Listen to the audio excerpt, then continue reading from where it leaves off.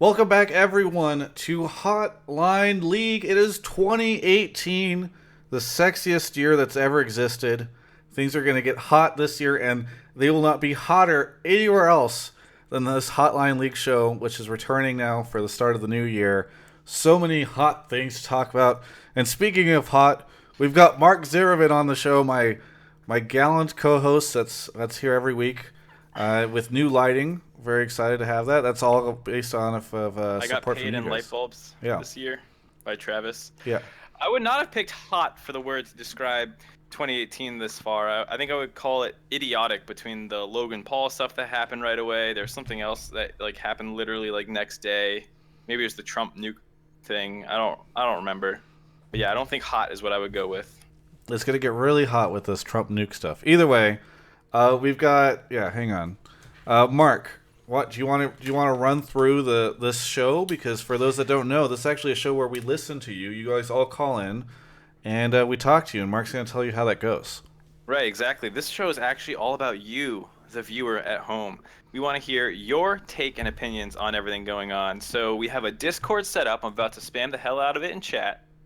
You want to go to that Discord. Now, when you get there, there's going to be a text channel, general, where you're going to ask your questions, and then you need to join the voice channel, general, as well.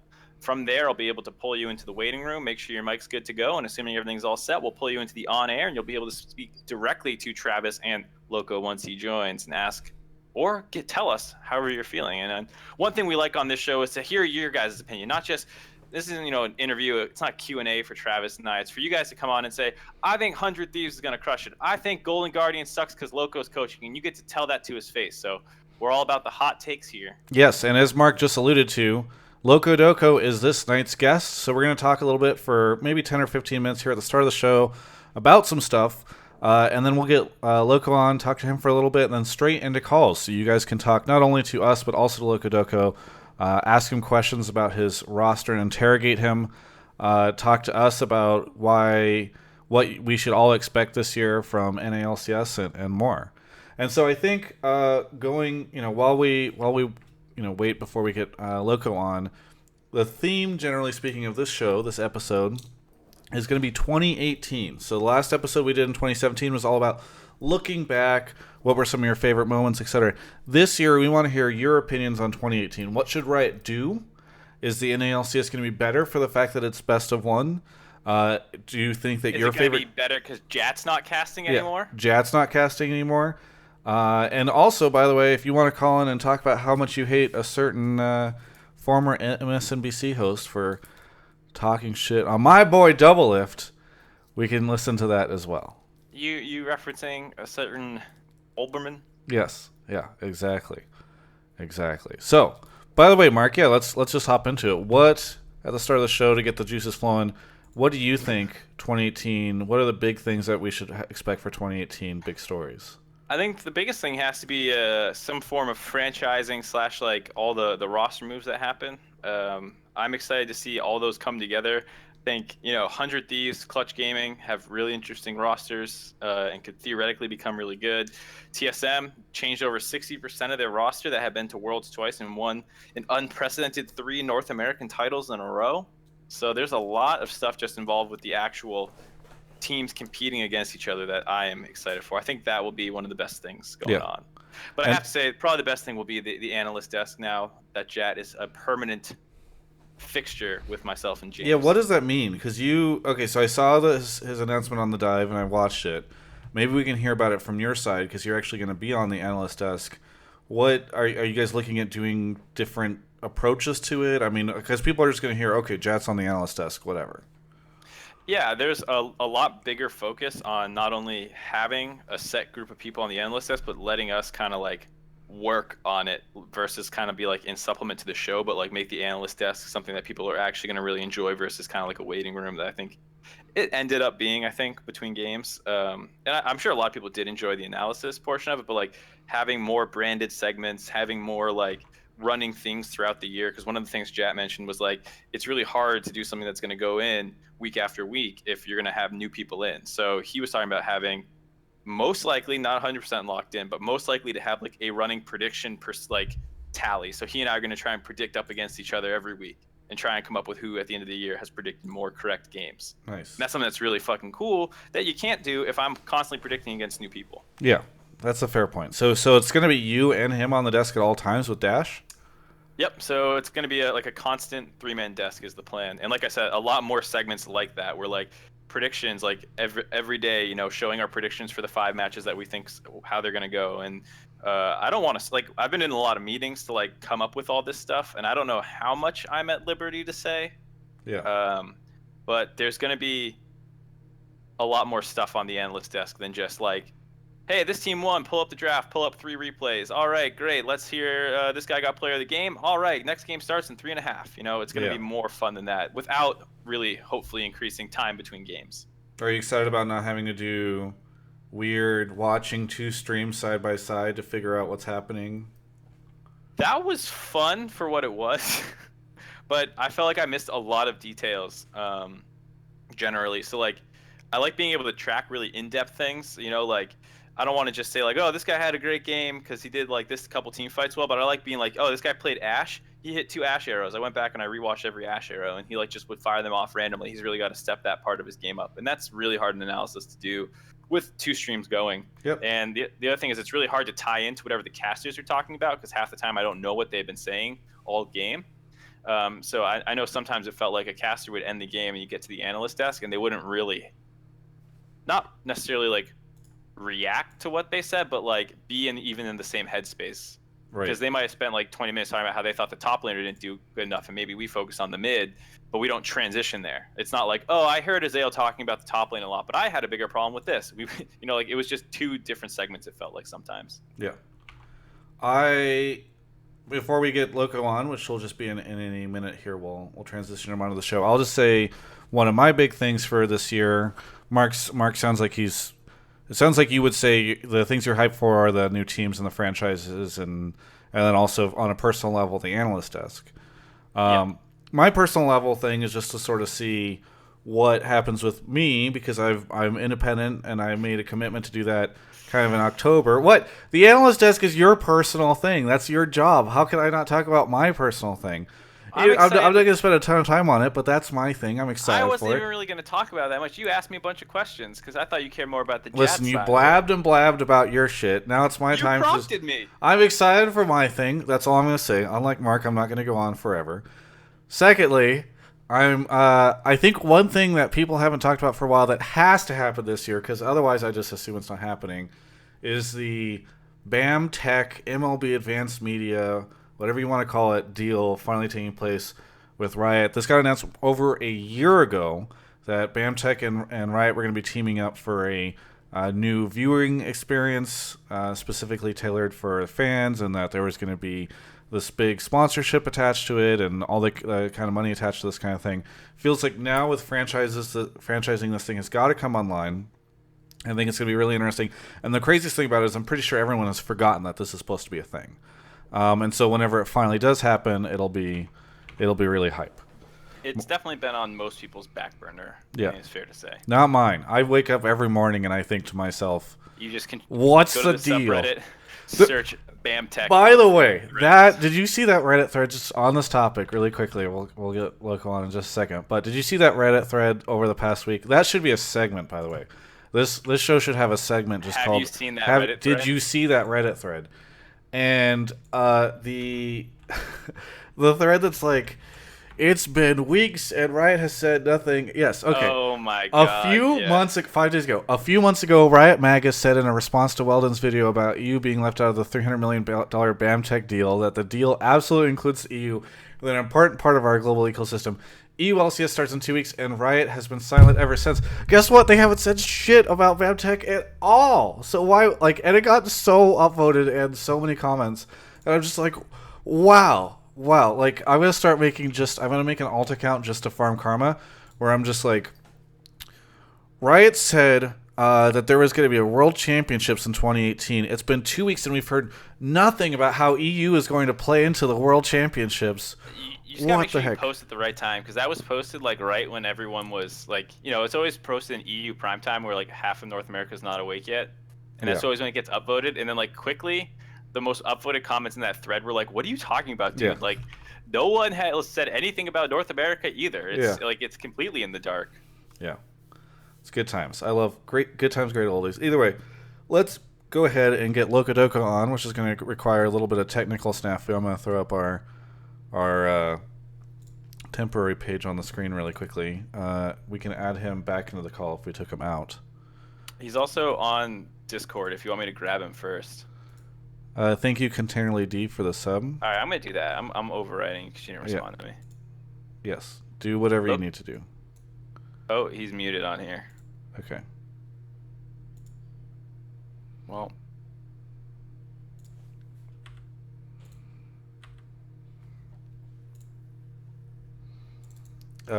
How's everyone on Twitch chat? Hello. By the way, if you guys don't know, we hello. stream this show live. Um, Hello, Loco. Hello. Hello. Hey, what up? All right, so we need you to. I'll let Travis do it. Actually, I'm not gonna say anything. Can you call into the Skype call? Yeah. One IP and two things then? Yes, and then you'll mute yourself on Skype. Okay. Alright. I muted. Okay, cool. And can you turn your webcam on? Sure. Great. All right, so now we'll just test. We'll check this stuff out. How's your evening going, Loco? By the way, everybody can hear you, so don't say anything offensive. Alright. My evening is going pretty well. I finished scrims. I worked a little. I still have to work a lot more. But I'm talking to two of my greatest friends, Travis and Mark, so great, going great. How come you haven't invited me to watch scrims yet? Why would I invite you to watch scrims? So I had a good read on the meta, and I could accurately talk about how great you guys are gonna do. Look at your t-shirt. I feel like you're gonna leak things. You haven't given me. Everyone always talks about like, Mark, you wear so much liquid gear, and it's like they've given me the most free shit. Give me free shit if you want me to wear it. I was walking around Riot the last 2 days in my TwitchCon Buffalo Wild Wings Dignitas hoodie. All right, because it was a windbreaker and it was raining. You sound pretty biased to me. I'm just saying, whoever gives me clothes, I wear them. Yeah. I'm just saying, I've never heard Mark talk shit about TL. What? JK. Yeah. All right. Well, we've got Loco on the show now. Welcome to the show, Locodoco. Thank you for joining us. I'm so sorry about not having neon lighting, guys. That's okay. I didn't get the memo. That's okay. I understand. Next time, your people talk to my people, and then my people will let me know. Thank you. Travis will buy them for you if you just complain. So people who have not stayed up to date on the LCS, Locodoco is now the coach for the Golden Guardians. And how's that going, Loco? It's started and it's going well. How are scrims? Scrims are scrims. We struggle in certain areas. I expected us to struggle in, and we're improving a lot, so things are good. Okay, good. Mark, do you have any questions for Loco before we go in? And Loco, while he's thinking of one, maybe you can think of something any kind of prediction you want to make for 2018, or any of the things that you're most excited for 2018, since that's kind of the theme of this episode. Well, for 2018, I'm excited to see where League of Legends franchise goes. Okay. So I think most obvious thing is, today Overwatch League is going on and it's getting like 300K to 350K viewers. What's like the average LCS views? What are they? These days I feel like they're lower. They're like 250 or what. It's hard to tell whenever there were two streams and all that kind of thing. Hopefully LCS gets a lot of viewership. Franchise overall, not just for League of Legends, for Overwatch also is successful. I think that's like the biggest thing on my horizon. How my team's gonna do personally, and how our league's gonna do. Yeah. I wouldn't be too surprised. I don't know how you guys feel if Overwatch League's first week had better viewership overall than LCS's first week, just because Overwatch League has been like 2 years in the making, whereas LCS, yes, there's been franchising, all of this and all that, but I doubt it's as new and as much of a like, oh my god, I want to see this thing that's been being worked on forever, as Overwatch League kind of has that kind of. Yeah, I think there's a lot of interest in what Overwatch can actually pull together, and so I think people are checking it out for sure. So whereas I think league is going to look more of the same. I mean, it's just starting 2 hours later and back to sort of that old school best of one situation. So I think there's definitely more attention. Are much more hype. The Yeah. league is much more. You got kind of quiet, Loco. Any idea why? I think he changed his microphone. Yeah, I changed from the headset to my the actual mic, which should be better. Okay. Yeah, Yes. you sound better. It's just a little less cool. Yeah, I tuned you up. Yeah, I jumped him up too a little bit. Okay. So I mean, I think Mark is right. We might have lower initial viewership, but I think League now is much more healthier to watch, and I think the 10 teams we have now are better than the 10 teams we had before. So I think LCS is going to become more and more exciting. Yeah. Yeah, I think it will be. I think it'll be interesting for sure. But we want to hear from all of you. So if you are on the Discord, feel free to start typing your opinions, your thoughts, the things that you want to talk about on the show. Please theme them, if you can, about 2018. We want to hear what your expectations are for 2018. Make some arguments. Talk about how League is going to die in 2018 or how it's going to be the best year ever for League. And go ahead and put that in the general chat. Check people before you. Yes. Yeah, we have a waiting room that we'll pull them on. Okay. And if you are a sub, by the way, you can type it in the subs chat, and we'll take a look in there too and try and pull a couple subs throughout the show. Also, just a reminder to everyone talking in general, the text chat, you need to join the voice channel. You can go in there and mute yourself. That part doesn't matter, but you need to go in there, join general so I can see you, and then I can pull you into the voice waiting room. If you're not in any of the voice rooms, I can't work with you. So you can even go in general too. I don't care, but you have to go somewhere. And while we're waiting for a couple of these answers to come in, Loco, I feel like one of the things that a lot of people have said about Golden Guardians, they've thought that like going for the all North American kind of approach is a little surprising, and I think a lot of people expect you guys to struggle. What do you think about that kind of criticism you've gotten? I mean, me don't speak Korean. Yeah, you have a Korean-speaking coach. Why wouldn't you guys get some Korean players? Yeah. Koreans are pretty hard to implement. I mean, I've been successful, but it really requires the right kind of culture, and it really requires the right kind of commitment from Korean players. There were a few Korean players we were looking at, but either the prices didn't make sense, or they weren't that committed, or we didn't think they would be a great culture fit, so we didn't go with them. I mean, there's nothing wrong with all NA. I think all NA is better, and I think more and more so, NA teams have a higher bar on the kind of Koreans they're willing to accept. People no longer are accepting like the mercenary type of Koreans. They want really long-term people that would be invested into getting better with the team and invested into being a great player in NA. So, yeah, I mean, that's kind of why. Yeah, makes a lot of sense. All right, I have someone waiting. I'll go down, make sure his mic was working, then we'll move on. Sure. All right, while we're waiting to pull him and somebody new into the channel, our first guest, I want to shout out to Avita Boss or Avita Boos, So Many Things, and Hanan Gaming for their subs. Thank you guys very much, helping me recover from a couple of weeks without Hotline on the channel. Make sure you guys sub so Travis can feed himself. Yeah, it's not cheap. No, living it's in not. LA is not cheap.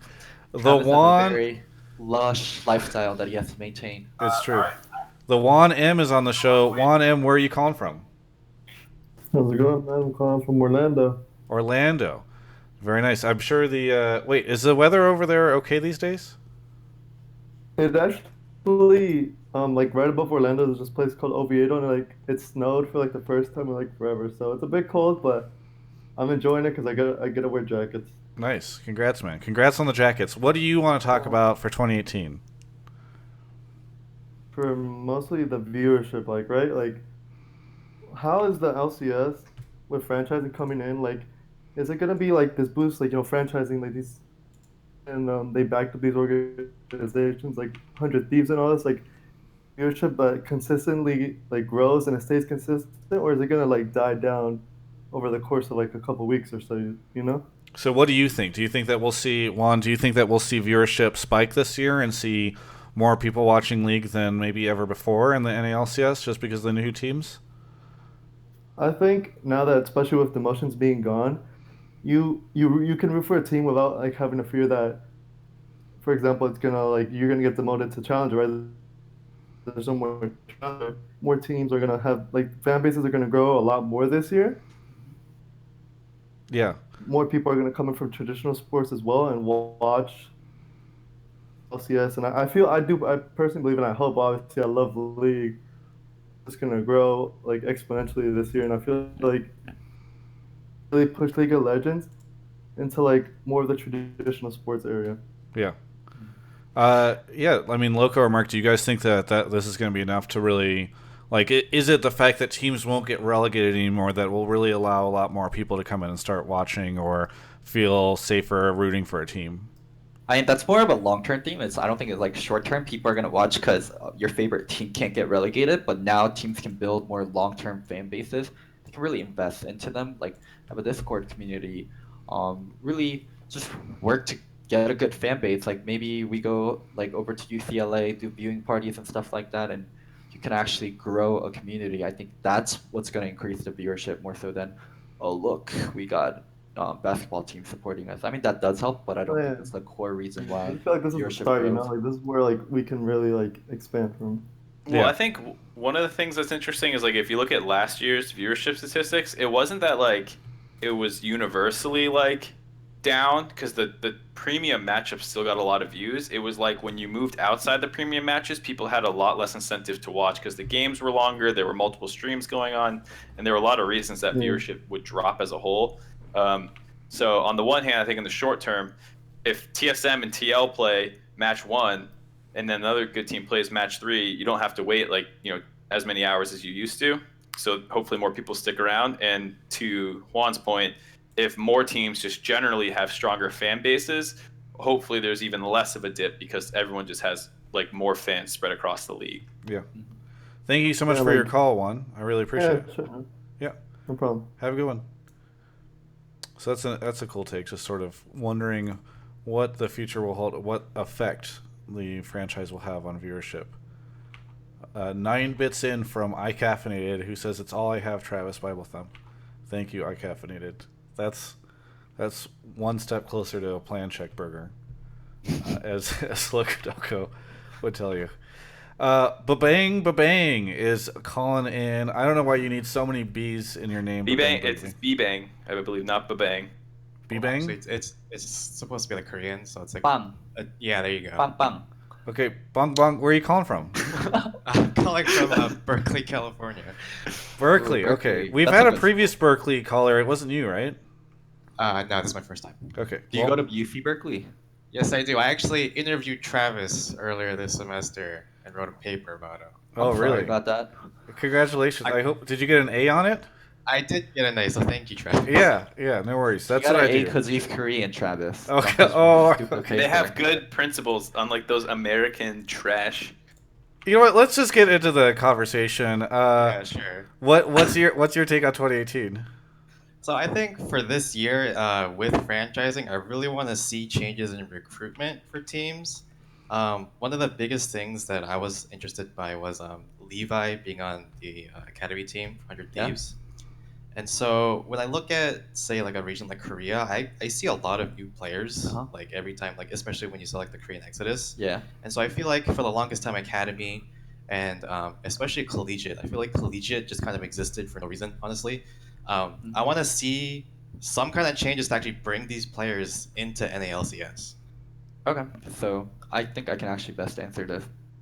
So why collegiate and challenger in the past was pretty meaningless was basically in challenger you didn't want to grow players. You just wanted to get the best players possible and try to get into LCS. That's what challenger was viable for. It wasn't viable to just maintain a challenger org. And for a lot of the collegiate leagues, their goal isn't to have good collegiate players. Their goal is to have a good collegiate esports program for the future and to grow the program out. So none of the for both collegiate and challenger, their goal wasn't to grow players. Now with academy, your goal is to grow players and to turn them into LCS players because there's no relegations. You don't farm spots anymore. The idea of challenger completely changed and it's more closer to what it should be. So now you will see more players like that, and NA now has to invest into younger talent and to grow them and for the future. So Loco, I have a bit of a follow-up question for you. Some Okay. teams have, used.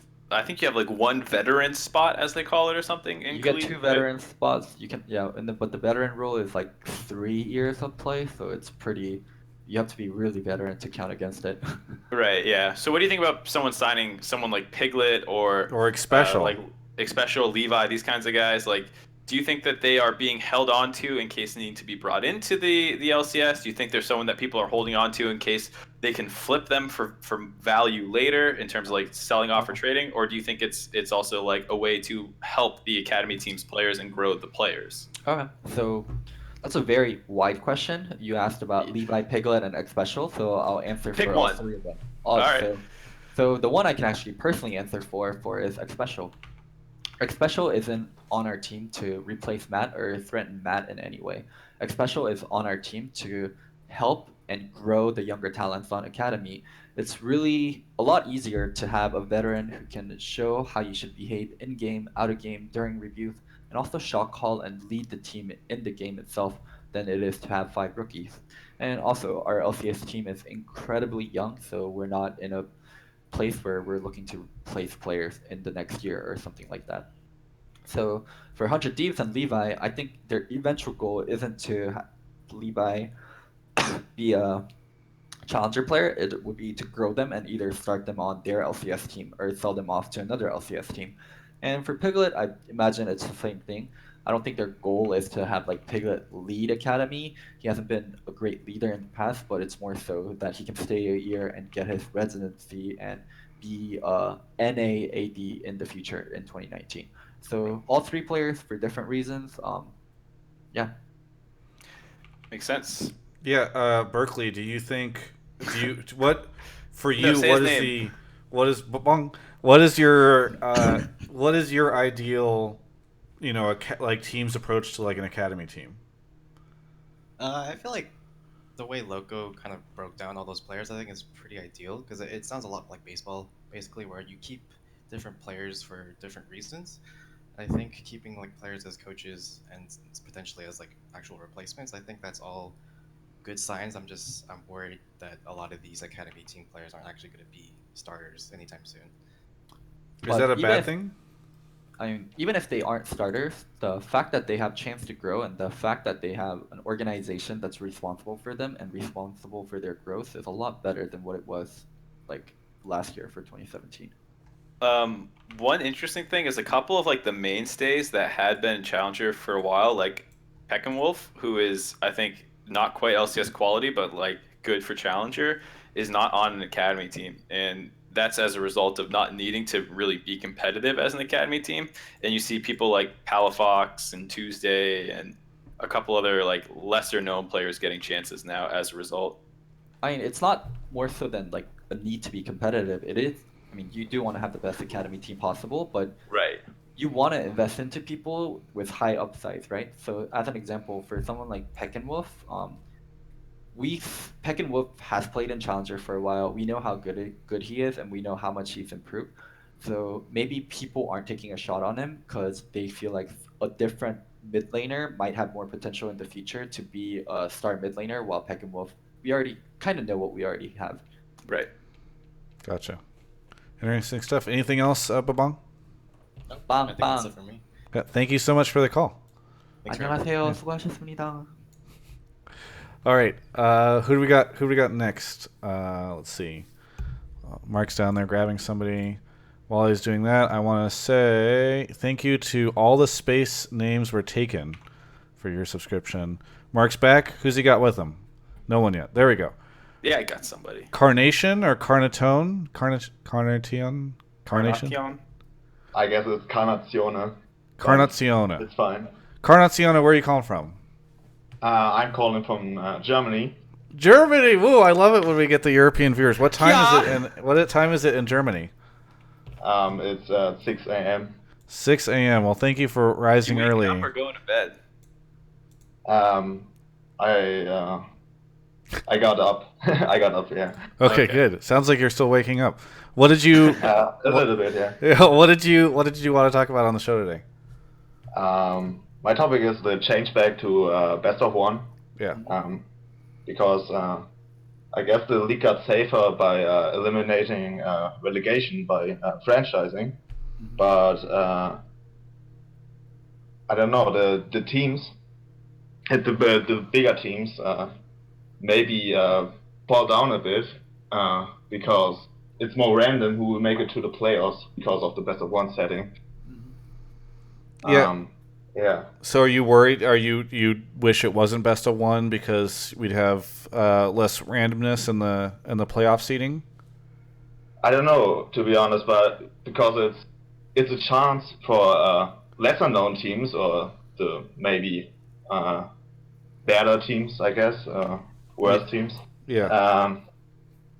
But it may not reflect the real strength of the teams in the playoffs then, when maybe TSM or what team makes it not to the playoffs. Sorry for my English. It's No, okay. you're good. I'm gonna go. Well, Loco, you can go first. Okay. I think best of ones, people, it's really easy to say best of ones are more random and best of ones are more worth in general. I think best of ones are different and they test different kinds of skills. Like how prepared you come is rewarded a lot more so in best of ones. Like if you have an incredibly unique strategy or incredibly strong level one, it's much more meaningful in a best of one and you get rewarded for innovating or having something special prepared. And that is like a way to reward a team. And I don't think necessarily it's bad. You're testing a different kind of skill in a best of one than a best of three. I think it's very like naive to say like best of one is just objectively worse. So I'm kind of in Loco's camp, or well, actually way more in Loco's camp, because when the best of three change happened, I was really excited because I personally think best of ones can be like flukier, and if you're trying to find who's a better team, like best of three is better for that. But I also thought when the best of three change happened, that meant that somehow we were gonna get rid of best of ones at international tournaments, and that never happened. So you had leagues who were playing tournaments best of ones, but never leagues best of one, which is weird to me. If it's going to be such an important skill set to be able to compete in best of ones, you should have that in your league system somewhere. And I think if you're going to have that continue in the international scene, then it should be in your league system. They should somewhat mirror each other. And teams that are bad at best of ones, like, yeah, so what? Now the regular season has them. Learn to get good, because when you go to Worlds and you're a shitty best of one team, you're going to get destroyed in group stage. And there's such a thing as good best of one teams and bad best of one teams. And if it's going to be important to the league infrastructure, learn to get good at them. I feel like you're thinking of a team and you're not saying the team. No, I would never like point fingers, but there's definitely a team. What's the team? I'm thinking. TSM, of course. What do you think? I just wanted you to say it, you know. Yeah. Because then I can cut this out as a Reddit thread or to cut this out as a video and says Mark. The reason TSM lost Worlds the last 2 years was because North America didn't have best of ones. Thank you. That's all I needed. There we go. That's the headline. There's your fucking title. 100,000 views on YouTube. Here we go. All right. You said TSM, you said NA, Worlds, and Best of One. That's all. Those are 4 keywords right there. It's just a multiplier effect. Those are boom. I know how tags work on YouTube, Travis. Yeah, thank you. Karn, let me ask you. So you're in Germany. Do you watch NALCS? Yeah, a lot more than ULCS. Okay. Actually. So I find that really common with European viewers. Like, there's actually I can't think of one NA viewer that likes EU better than NA, but I've had that a lot of EU fans like NA better. Yeah. I will say, I think we've had a couple callers on this show from North America who said they appreciated Europe more for going further, and they liked Europe for that reason, but I don't know if they've explicitly said they liked watching Europe more. So they like Europe one month out of the 12. I'm not sure exactly what they were saying. Like, I don't think we confirmed it quite right. So Karn, well, I guess. Oh, okay. Go ahead. So, I guess the production value in the NALCS is a bit higher, and watching the NALCS is more fun, to be honest. NA is more hype. There's more attention in NA. You care more about NA. You care more about NA players, and you care more about NA orgs, right? Yeah. Karn, I wanted to ask you, are you aware that NALCS is starting later now on the weekends? Yeah. How do you feel about that? Because it was that decision was made to help EU viewers of EU LCS, is my understanding. But as an EU fan of NALCS, how does that affect you, and what do you think? Well, I guess I'm watching even when it's later, but yeah, I don't know. I mean, I will watch EULCS, but maybe in the background, but I'm staying up for the NALCS. Yeah. Are you bummed that it's starting later? A bit, yeah, Yeah. but there are bots. I Yeah. mean, Do you watch the analyst desk in the VODs? yeah, but I guess that's the time when I'm eating or don't know. Just skip through the shitty parts. Yeah, exactly. Hey, Karn, thank you so much for calling in. It's always great to hear viewers from outside the U.S. and Canada, so I appreciate you being up early and calling in. And thank you for your subscription, by the way. I see that you're a Twitch sub. Yeah. Yeah, thank you. Yeah. Have Bye. a good one. Yeah. Bye. Guten Tag. I want every time we have a viewer in a different that knows a presumably different language, I want Loco to say goodbye to them in that language. How about you do, Travis? You're going to be on the show all the time. You have to say it in their native tongue. Like you have to say goodbye in Korean. Yeah. Loco, what's goodbye in Korean? We actually say bye bye a lot. Bye bye. Okay, there we go. Oh. That's easy. I could do that one. Fuck. All right. All right. Who's next? Got one Find sock. me I a think a person. returning caller. Yeah. Yeah, I called once and asked about how do content creators make money, Yeah. and I They beg watched. for subs on Twitch. Listen. I watched Travis's video he did with Thorin and two other dudes, and Travis. Just so you know, in like the 35 minutes I got through, I am a permanent non-user of AdBlock. Oh, thank you. Just because Damn. of that video. Wow. I have decided to not use AdBlock ever. Well, thank It's you, not One cool. Sock. It doesn't make much of a difference, but it's just, it's my little difference. I don't want to forget to ask you this because I'm sorry I don't remember, but where are you calling from? Okay, well, so I'm trying to be quiet. Basically, I'm in Houston for a wedding, but Okay. I'm actually from Alabama. Okay. So- Is the wedding Roll going on right? Tide! Is that why you need to be quiet? Because the wedding is going on right now, and you're No, on this I need show to be- instead. I need to be quiet because people who are hosting me are asleep in the other room. And so I'm trying to shut up. But so people I've never met before, I'm just kind of in their house, so it's real fun. People you've But- never met before? Yeah, a friend of a friend type thing. But it Okay. saved me money from getting a hotel. Nice. So, Well, is the wedding in the middle of the week because you're there on Wednesday? no, it's on Friday, and the fiance's in the bridal party, so we have to do all that crap. You know what I'm saying? Yeah. We gotta, I got you know how it goes. Yeah. But anyway. Well, okay. congrats to the couple, and congrats to you for having a Thank you. fiance. That's great. Yeah. And thank you for not using AdBlock. Yeah. You noble man. Okay, so Yeah. what do you got to talk to us about? Okay, so two things. Okay, one, I kind of want to ask Loco something, and he's got to take me through Jungling 101 real quick. Okay. Okay, so I do not get, this is a rant, why people think Svenskeren is good. Okay? Wow. Okay, listen. I'll admit it, I'm a TSM fan, so, whatever, but listen. Okay. Jungling 101, right? Okay, tell me if this is right. When you invade, if you have a winning lane, you push up, right? You make them stay under tower, right? And then you have first roam to help your jungler invade, right? Is that like Jungling 101? That's Right. invading 101. You have priority, and then you can move first, and then you go in there. Go ahead. Okay.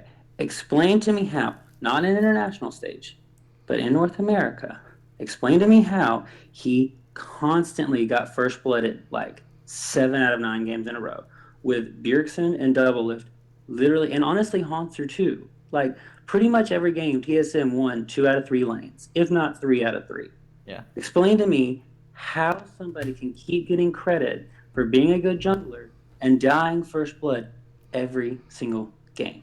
Okay, so Like, at you're one using point a lot of you said- hyperboles, right? Like you're saying, Okay. he won 3 lanes. He died every single time. So we don't have the actual stat for that, so we don't know. But It was like Sven is- 7 or 8, and his win rate was, I think, about close to 50% not on Lee Sin. You remember that little run he had? I remember even on Marks on GLT, I remember you guys were talking about it, how he was like 9-1 on Lee Sin, and then on every other champion, it was like a sub 50% win rate. It So was- That's like the actually, main ran. But yeah. I actually did a video on C9 and their roster, and I Yeah, I included watched a little it. bit of what I thought about Sven in there. Yeah, I Sven watched it. frequently dies because there's I personally I think it's because he doesn't track the enemy jungler that well, and he's Okay. not sure about where enemy jungler is, and then Which he would invaded, and then he got killed, or his lanes are telling him they can move. So there's a difference between I can move right now and I can move, right? And then maybe Mhm. he hears I can move and then he dies. I honestly don't know. It is like a puzzling thing why Spencer Garen dies so often. I think someone Yeah. inside TSM could probably give you a better answer than I could. Yeah, that's fine. I just kind of okay. So that's just sort of my opinion. Second thing. Okay, this is my only last thing, and then I'll go. Okay. I think as far as power rankings, side note, my thing with best of ones, why are people sleeping on the aggro junglers? Like I think Dardoch is so good in a BO1 versus Okay. the BO3. Like I think aggro junglers have Where repeatedly shown to be inferior in best of series, but are kings in best of ones. where would you play Stardock and what is it your power ranking? I don't. I mean, honestly, like I think other junglers are better, but like I think in a best of one, he climbs like top four. Okay. Like really, just in a best of one sense. Like, So because like here's my thing. Like, Mhm. it's just literally the snowball effect. Like that's all it is. That's basically all I'm saying is because Dardoch and like go back like all the examples of like okay, so like famous aggro junglers, right? Rush was god awful in BO5s. Granted, the Nunu pick kind of is fair, but like Rush, Mhm. god awful BO5s, even when he had like the Kindred pick in C9, awful. Mhm. Jankos in EU, right? Best jungler in EU, pretty much like noticed, sucks in BO5s. And then like a guy who I think is like a top 3 jungler in the world, Peanut, Mhm. right? Even to his credit, Blank was one who had to come in those BO5s and save SKT. Mhm. Like aggro junglers are kings in best of ones, and I feel like people are so sleeping on that. Like we're Okay. still treating it as a BO3, and so that's just sort of my like things, and so that's why I'm kind of like I don't know. Like I think y'all have a decent shot, better than what people are giving you credit for. Like I mean, I think honestly on paper y'all do have a really bad roster. Just being honest, you can prove me wrong, but I think you have a really good jungler and like a really aggressive like shot caller and like how high it does things. And I think in best of ones, y'all should never be slept on. Okay. And I think people don't credit that enough. Does that make I sense? Yeah, those are really nice words, and I'll try to answer your question best as possible. I Yeah. actually worked with a lot of junglers, and I personally have worked with Stardock, so I think I'm in a good position to answer it. Yeah. You worked with him, huh? Is that what Yeah. that's called working? Hey, I don't know if it works so well. Well, If it makes you feel better, I do think you're actually a really solid coach. thank you. Stardock hasn't made playoffs without me be coaching him, so there's Oh, that okay. part. I will say Let's this go. about. You Well, guys hang on worked. one sec. Let Loco respond to your Okay, yeah, statement. I'll shut up. Okay. So you say aggro junglers, and by aggro junglers, I think you mean aggressive junglers that like playing champions like Lee Sin, Nidalee, and stuff like that. The And stereotype, yeah. one thing you have to realize is basically just how your mind works as a person. You're gonna remember them invading and doing incredibly well. You're gonna remember all those moments incredibly well. And there's gonna be a lot of times where they fail and they just face plant, and you're not gonna remember. Mm-hmm. It's just not gonna stay in your mind. Right. So in best of ones, yes, they can play aggressive jungles, and yes, if they get a lead, they could snowball. But these junglers a lot of times aren't the most cerebral. Actually, in my personal opinion, the best of one jungler is Reignover. Reignover is someone that's incredibly cerebral, that can prep routes really well, that can think of what the enemy team will do and have a very very good prep for it, especially when it's he knows what side he's gonna play on and he knows which jungler he's gonna face. He can do a lot of research and do a But I lot think of Rainover's prep. just better than everybody. Yeah, he Like, is better it's than not like every a stylistic thing. It's more of just he is just better. best You of saying?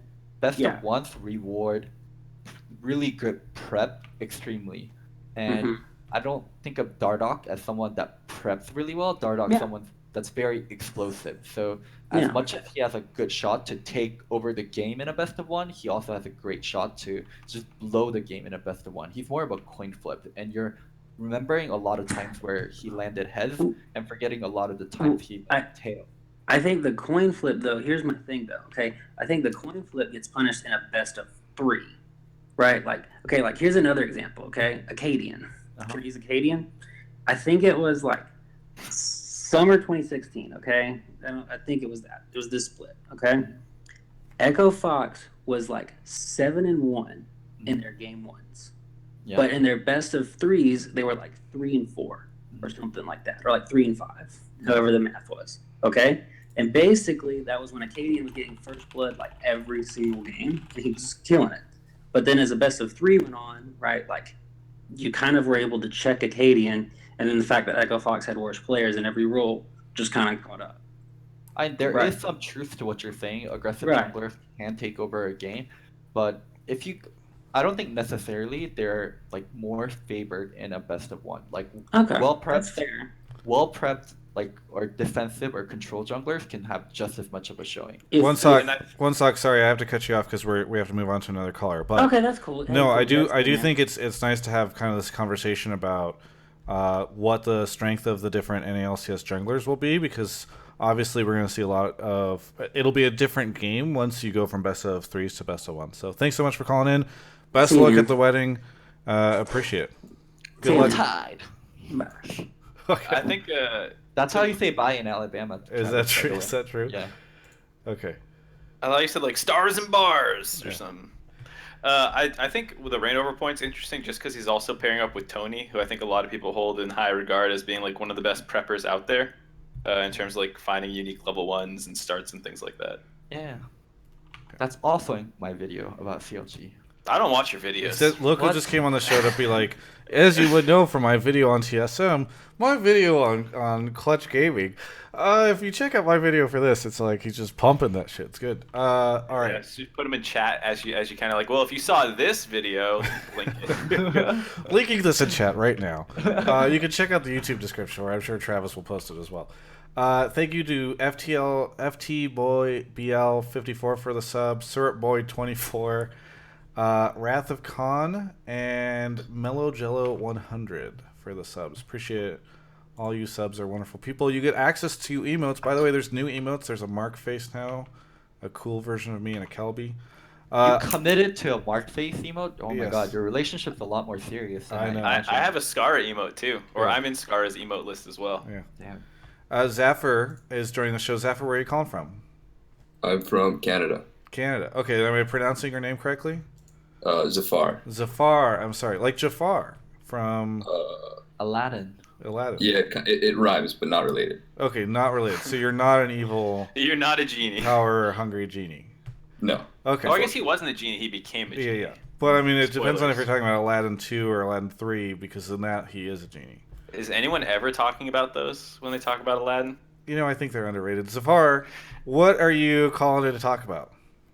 I've seen a lot of stuff on Reddit and stuff where people are saying Golden Guardians are going to be bottom 2 or worse in the league. I don't think they'll be bottom 2. I think Optic will be the worst, and I think it'll be a similar situation to FlyQuest last year, where high shot calling will kind of bring the team together, and What about my and like this synergy will kind of like outshine a lot of other rosters who will kind of be chaotic and haven't kind of got their shit together yet. This would have been a more interesting call if you'd called in and you'd been like, Golden Guardians isn't going to be bottom 2, they're going to be bottom 1. This team sucks. So that, you know, we just get to see you argue with Loki. I do think Travis, that let him speak.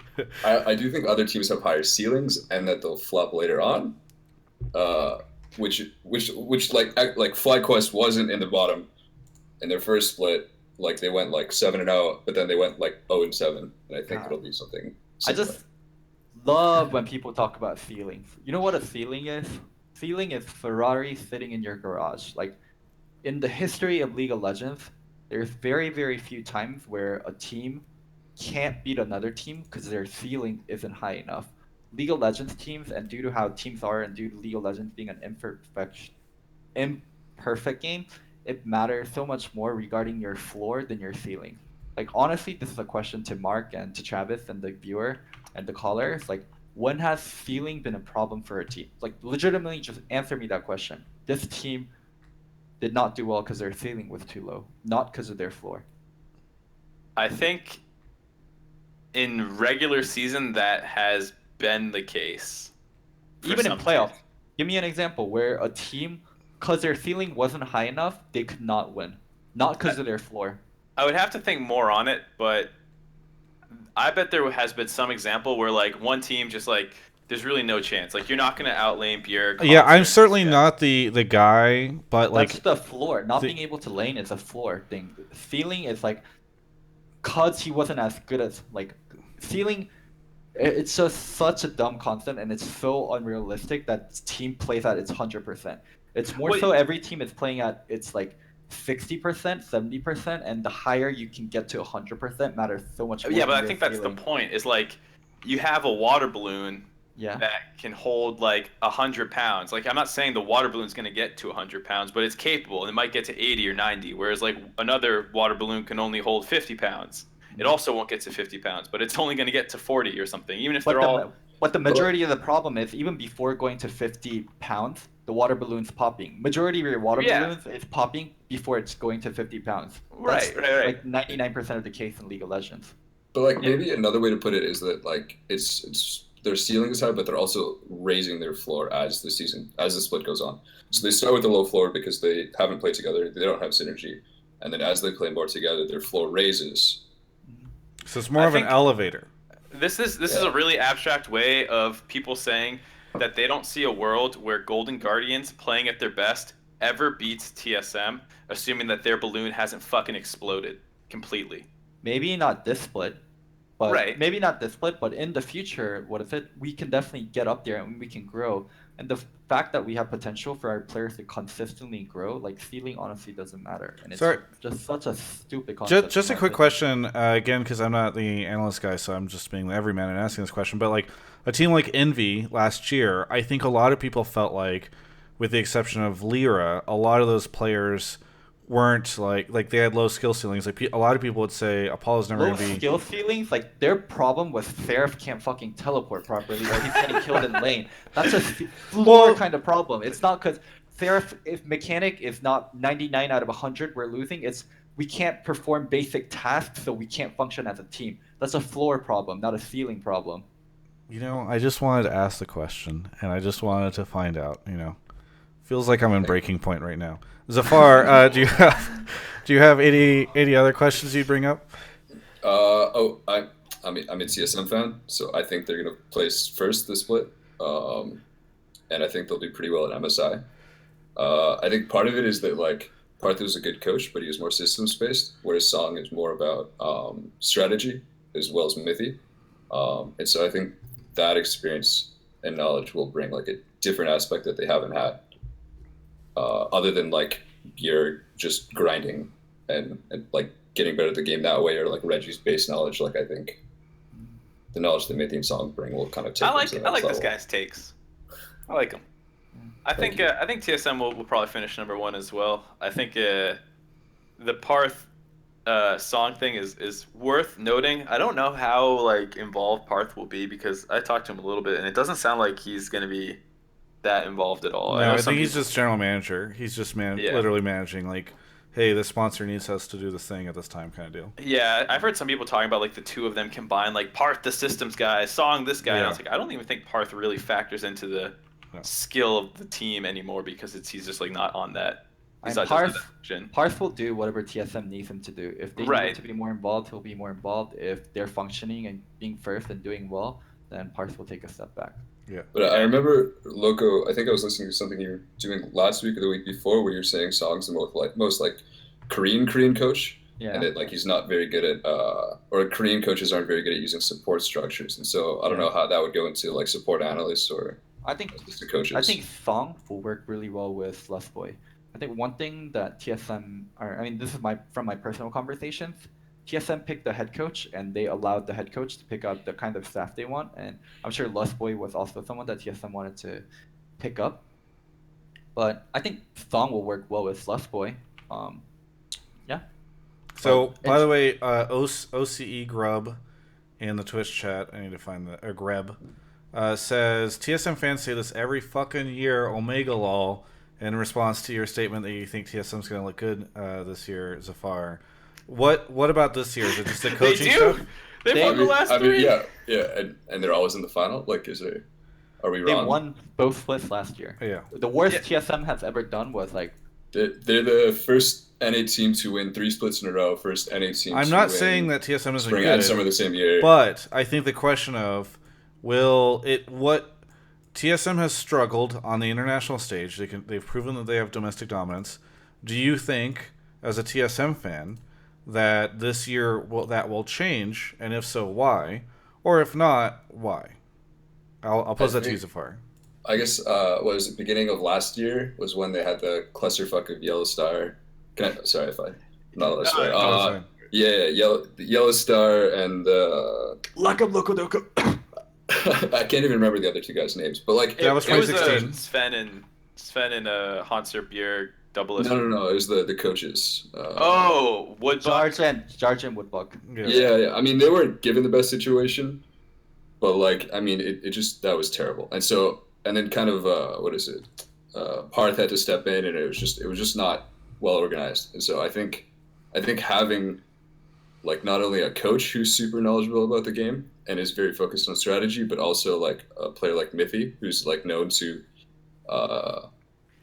be super knowledgeable about the game. Like everyone who talks about Mithy says he's super smart. And I actually also like the thing Reggie brought up in that it's easy to teach a player who doesn't know about the game, but it's hard to get a player who doesn't talk to talk. And so the fact that Mike Young is a rookie is whatever, like he'll grow, but the fact that he likes to talk in game, I think is really good. And I don't think they've had a situation where almost everyone communicates either. So I think that factors in.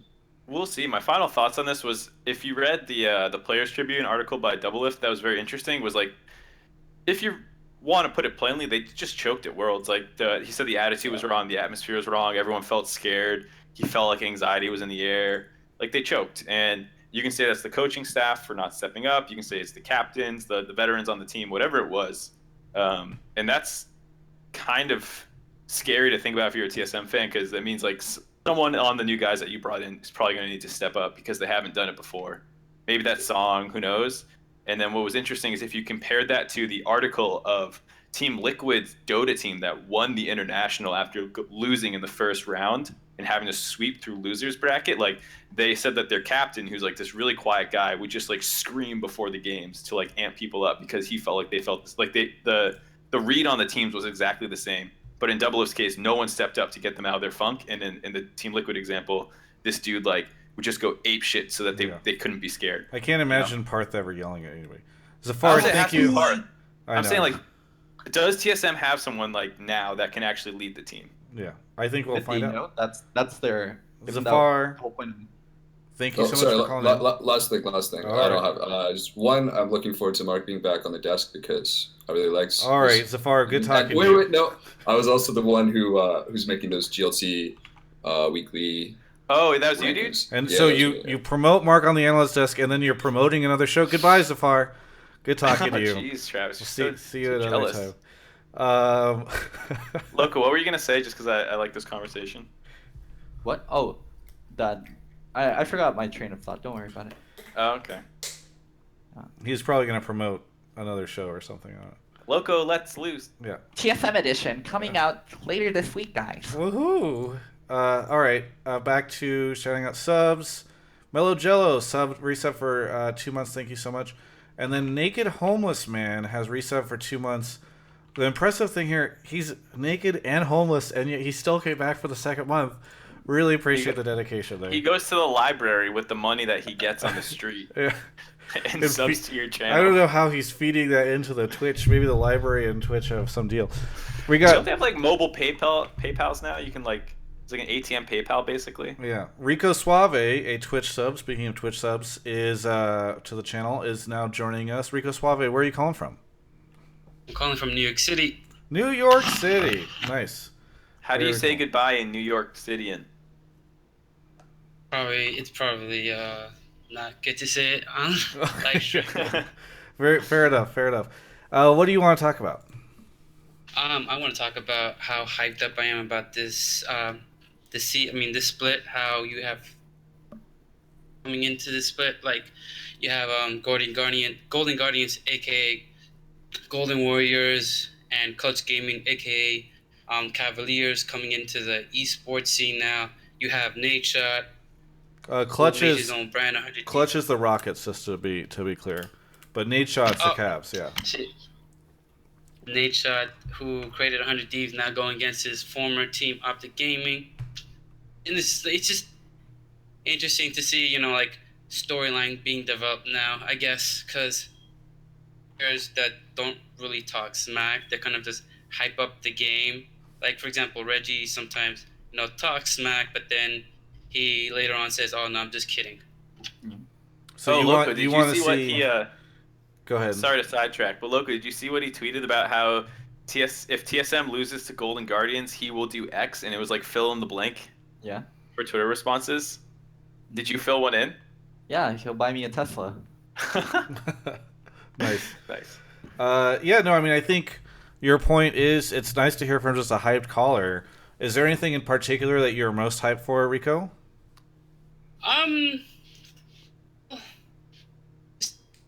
I just want to see how they develop, because I forgot from where I heard this, but like somebody kind of made the suggestion of like having like that one negative, like kind of just like turning everybody down, saying, "Oh no, you're wrong. This is why you're wrong," that kind of stuff.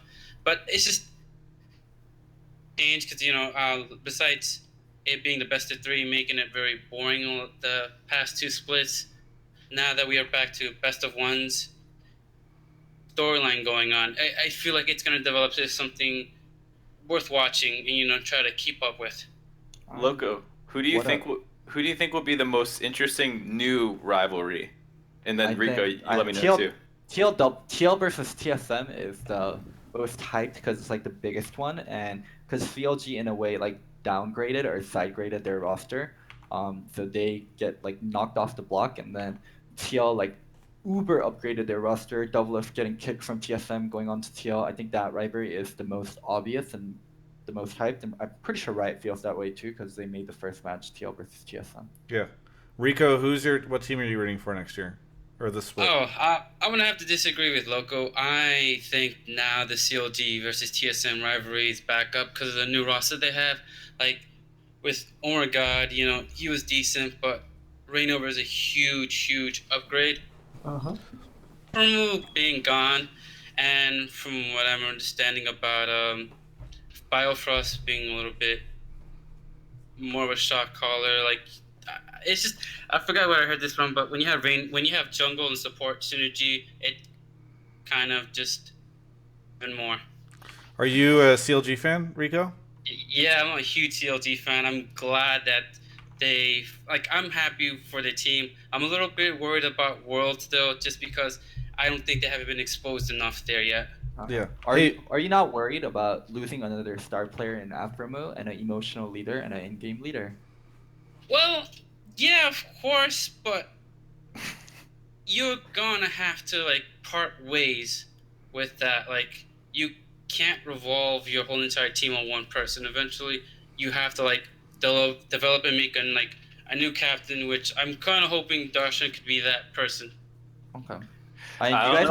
You guys picked up Rainover, who's a jungler that's very dependent on its solo laners doing well, and get snowballing solo laners.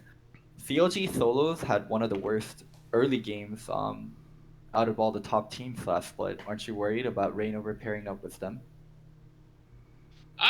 No, this is coming from a very biased opinion. I personally believe that I personally believe that a jungler's job is to give all the laners a head start. So Minerva can just give that to Darshan or Huhi, then I'm not worried about our solo laners at all. Hey, Rico, you mentioned at the start of this that we'd see Golden Guardians come in with Golden Warriors, and Rockets come in with Clutch. But you're a CLG fan. You're in New York, and CLG now is owned by MSG, which obviously is the New York sports guys there. Does that affect your interest in CLG? Well, no, I've always kind of liked CLG. I started off liking CLG because of Darshan, and then as time went on, I just loved CLG as a franchise and all the players because they're they're that lovey-dovey team, like, you know, friendship is gonna conquer everything kind of thing. And I actually enjoyed it. Yeah, nice, man. Hey, thank you so much for the call. Looking forward to seeing how all the teams do this coming year. And thanks for sharing your hype with us. Can I just say one thing? Sure. I'm predicting CLG first, TL second, and 100 Thieves third. Oh boy. Okay. Where are you predicting Golden Guardians? Golden Guardians? I'm definitely not placing them last. I would say maybe top 6. Top 6. Top 6. You are in playoffs, Loco. Man. Yeah. Thank you so much, Rico. Okay. I will say, I don't think the TSM CLG rivalry is going to be Fuego. I think the 100 Thieves one will be. Just they play each other day 2, 100 Thieves versus CLG of week 1, and it's like Afro versus his former team. Was the roster move good? You know, which team's going to be better? And I think that's going to be really fun to watch all season long. Yeah. I think that'll be interesting. I'm excited for the Optic versus Nade Shot thing. Yeah. Optic's such an uninspiring team this year. Yeah? Yeah. Go on. And they aren't. That's my opinion. Okay. Why do you feel that way? Where's the star power? Where's the future? What was the goal of putting these players together? So a common comment that we get regarding Golden Guardians is, like, you guys just have shit players, which I don't think is true at all. But we had a definite direction that we wanted to take and the kind of players that we were looking for, and we put that together. For Optic, it feels very ragtag. Yeah. All right, fair enough.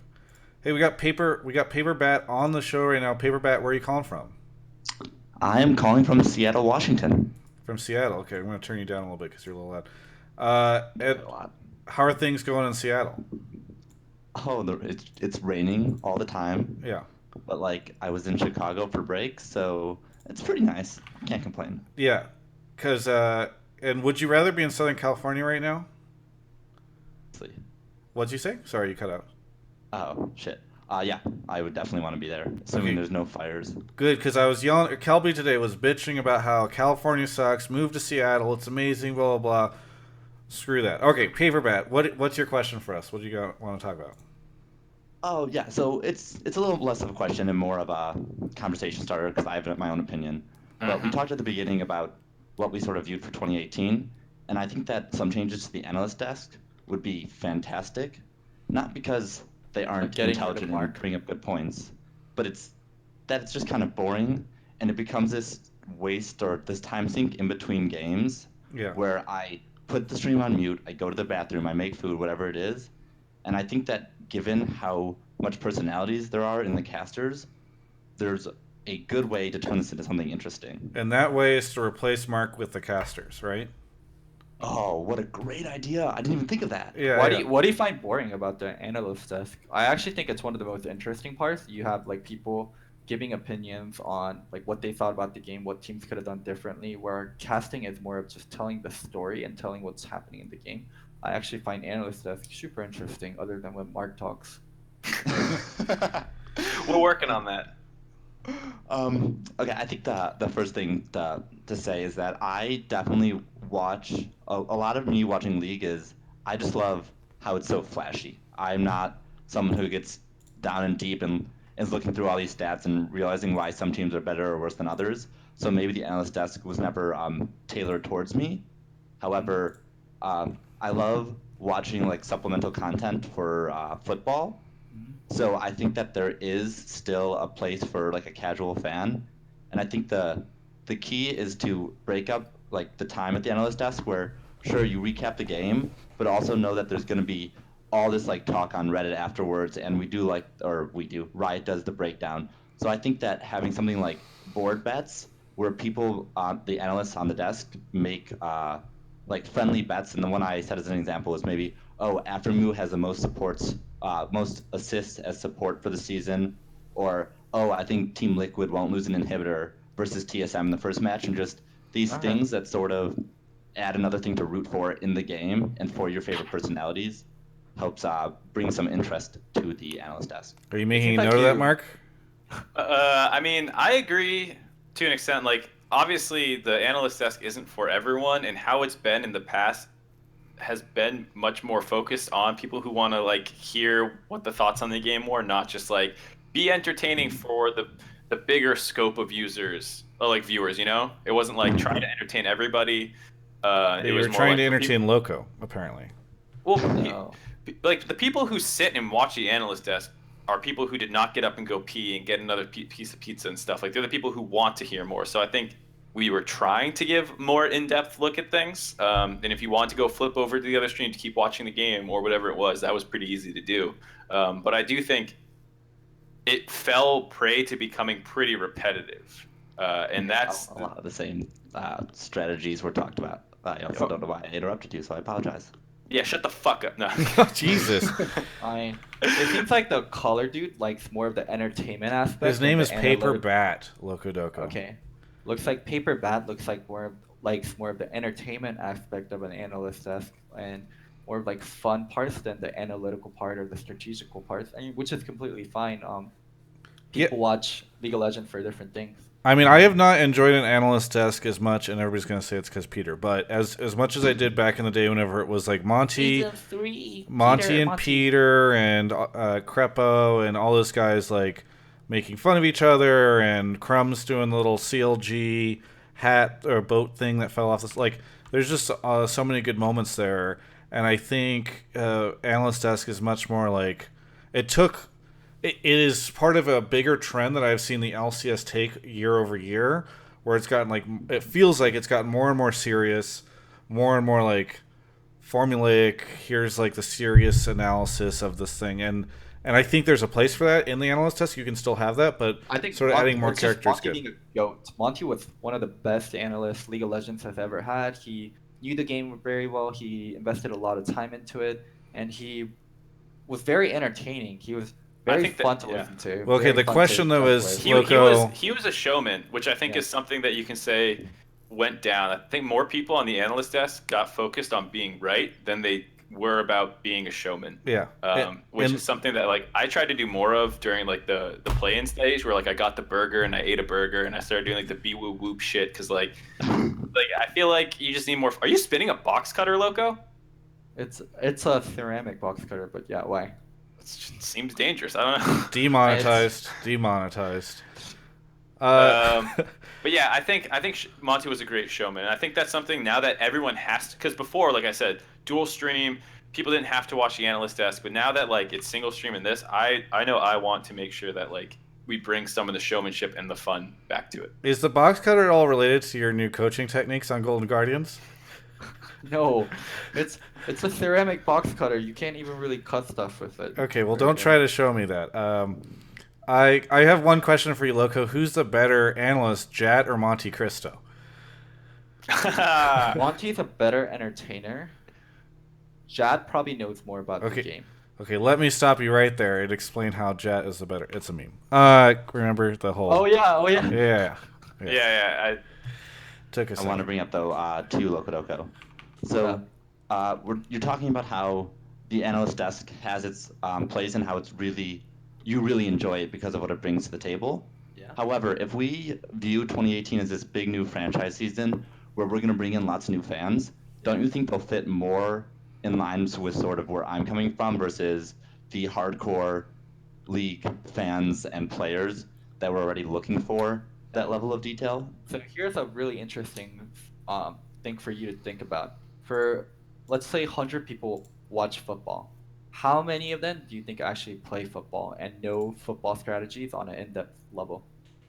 A very small amount.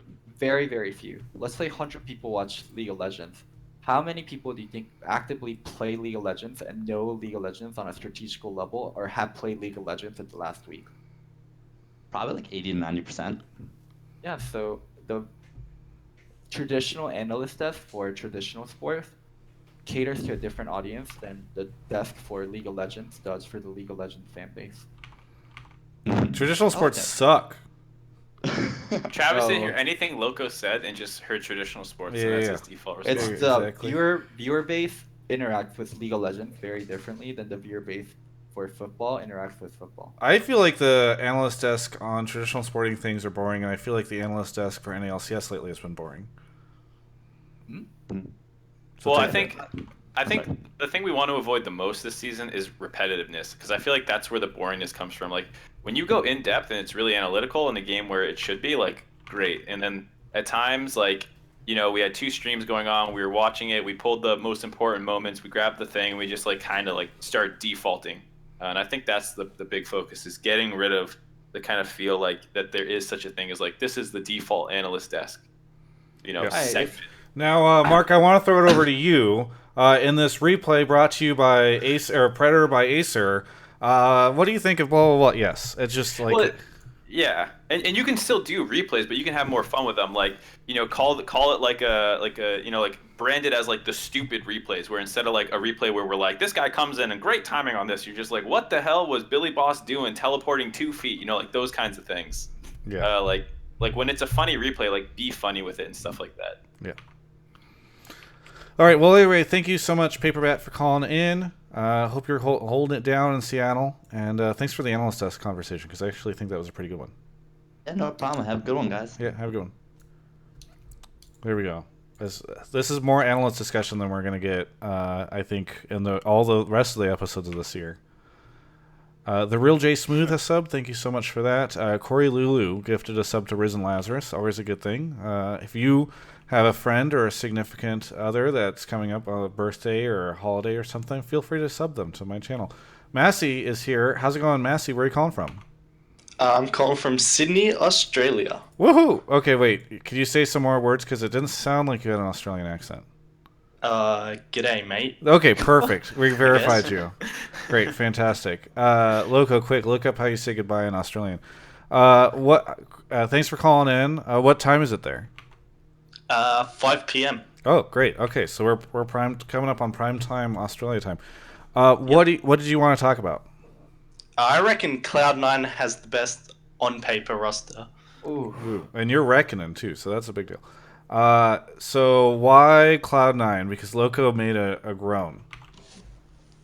Their bottom 4, or their core 3 that they're keeping from last season, with Jensen, Sneaky, and Smoothie, I think are like top 3 in their Top roles. 2. Yeah, they're all top 2 in their roles. I agree with you 100%.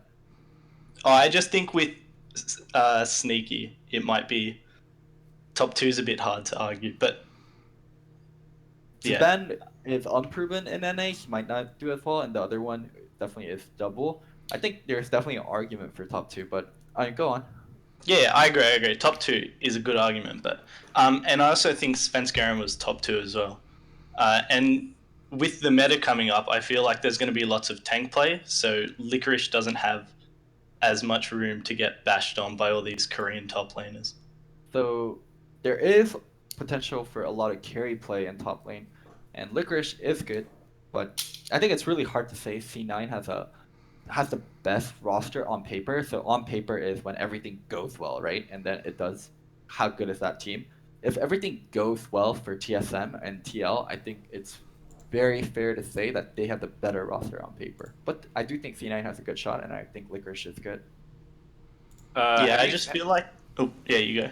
Oh, I was going to ask Loco, I assume you guys have scrimmed against Cloud9 a little bit, and Jack's been very vocal that scrims have been going well. Has Licorice, like, impressed you thus far? Are you hyped for him coming into the league, if you've played him?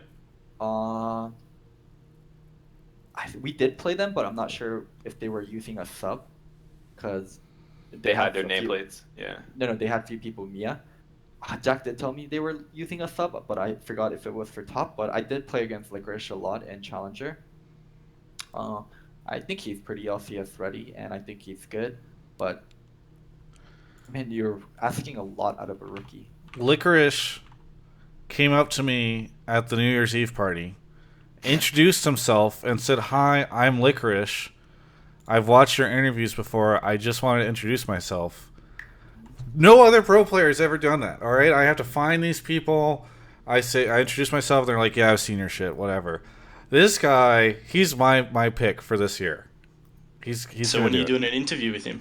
Hopefully the first week. I'd love to.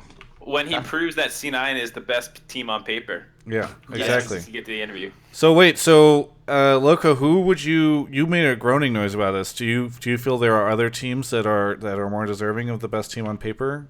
Yeah, TLTSN easily. Okay. Yeah, he said that already, Travis. Come on. I'm sorry, I missed it. I was lining up that joke about Licorice. And Massey, you don't think that you disagree with the TLTSM thing? I just feel like Mike Young's going to get turned into another ward. But I mean, I guess it's a meme at this point. But like, Svenskerin's such an aggressive jungler, and I feel like Cloud9 upgraded so much over Contracts. I think Contracts was like really overrated, and it was inconsistent at times. I feel like Don't you dare say that about Contracts. Well, overrated. I think overrated. Like, he's still amazing. I think Contracts is top 4, but like, I think it was inconsistent at points, and like there were games where he solo carried Cloud9, but then there were games where it was like he was the weakest link by far. Very good. Hey Massey, thank you so much for calling in. Throw another shrimp on the Barbie. I don't know. I got nothing. A dingo ate my baby. Yeah. Isn't it great to just call in and have these ignorant Americans make fun? Okay, have a good one. You too. See ya. All right. Coming up on the final 20 or so minutes of the show. I asked Zix, who's also in chat, another LCS coach, what he thinks of Licorice, and he said he's low middle of the pack at the moment. I think he'll do better with experience. So Zix, by the way, who is always on the show or in the chat, never wants to call in, never wants to be on the show, and does everything he can to dodge interviews. But guess what? He has to do an interview with me tomorrow. That's right, Zix. I'm coming for you. Wait, I'll why see you does he tomorrow. have to? Because Nick Allen told him he has to. That's great. Yeah, I'm being friends with someone's boss is pretty nice, huh?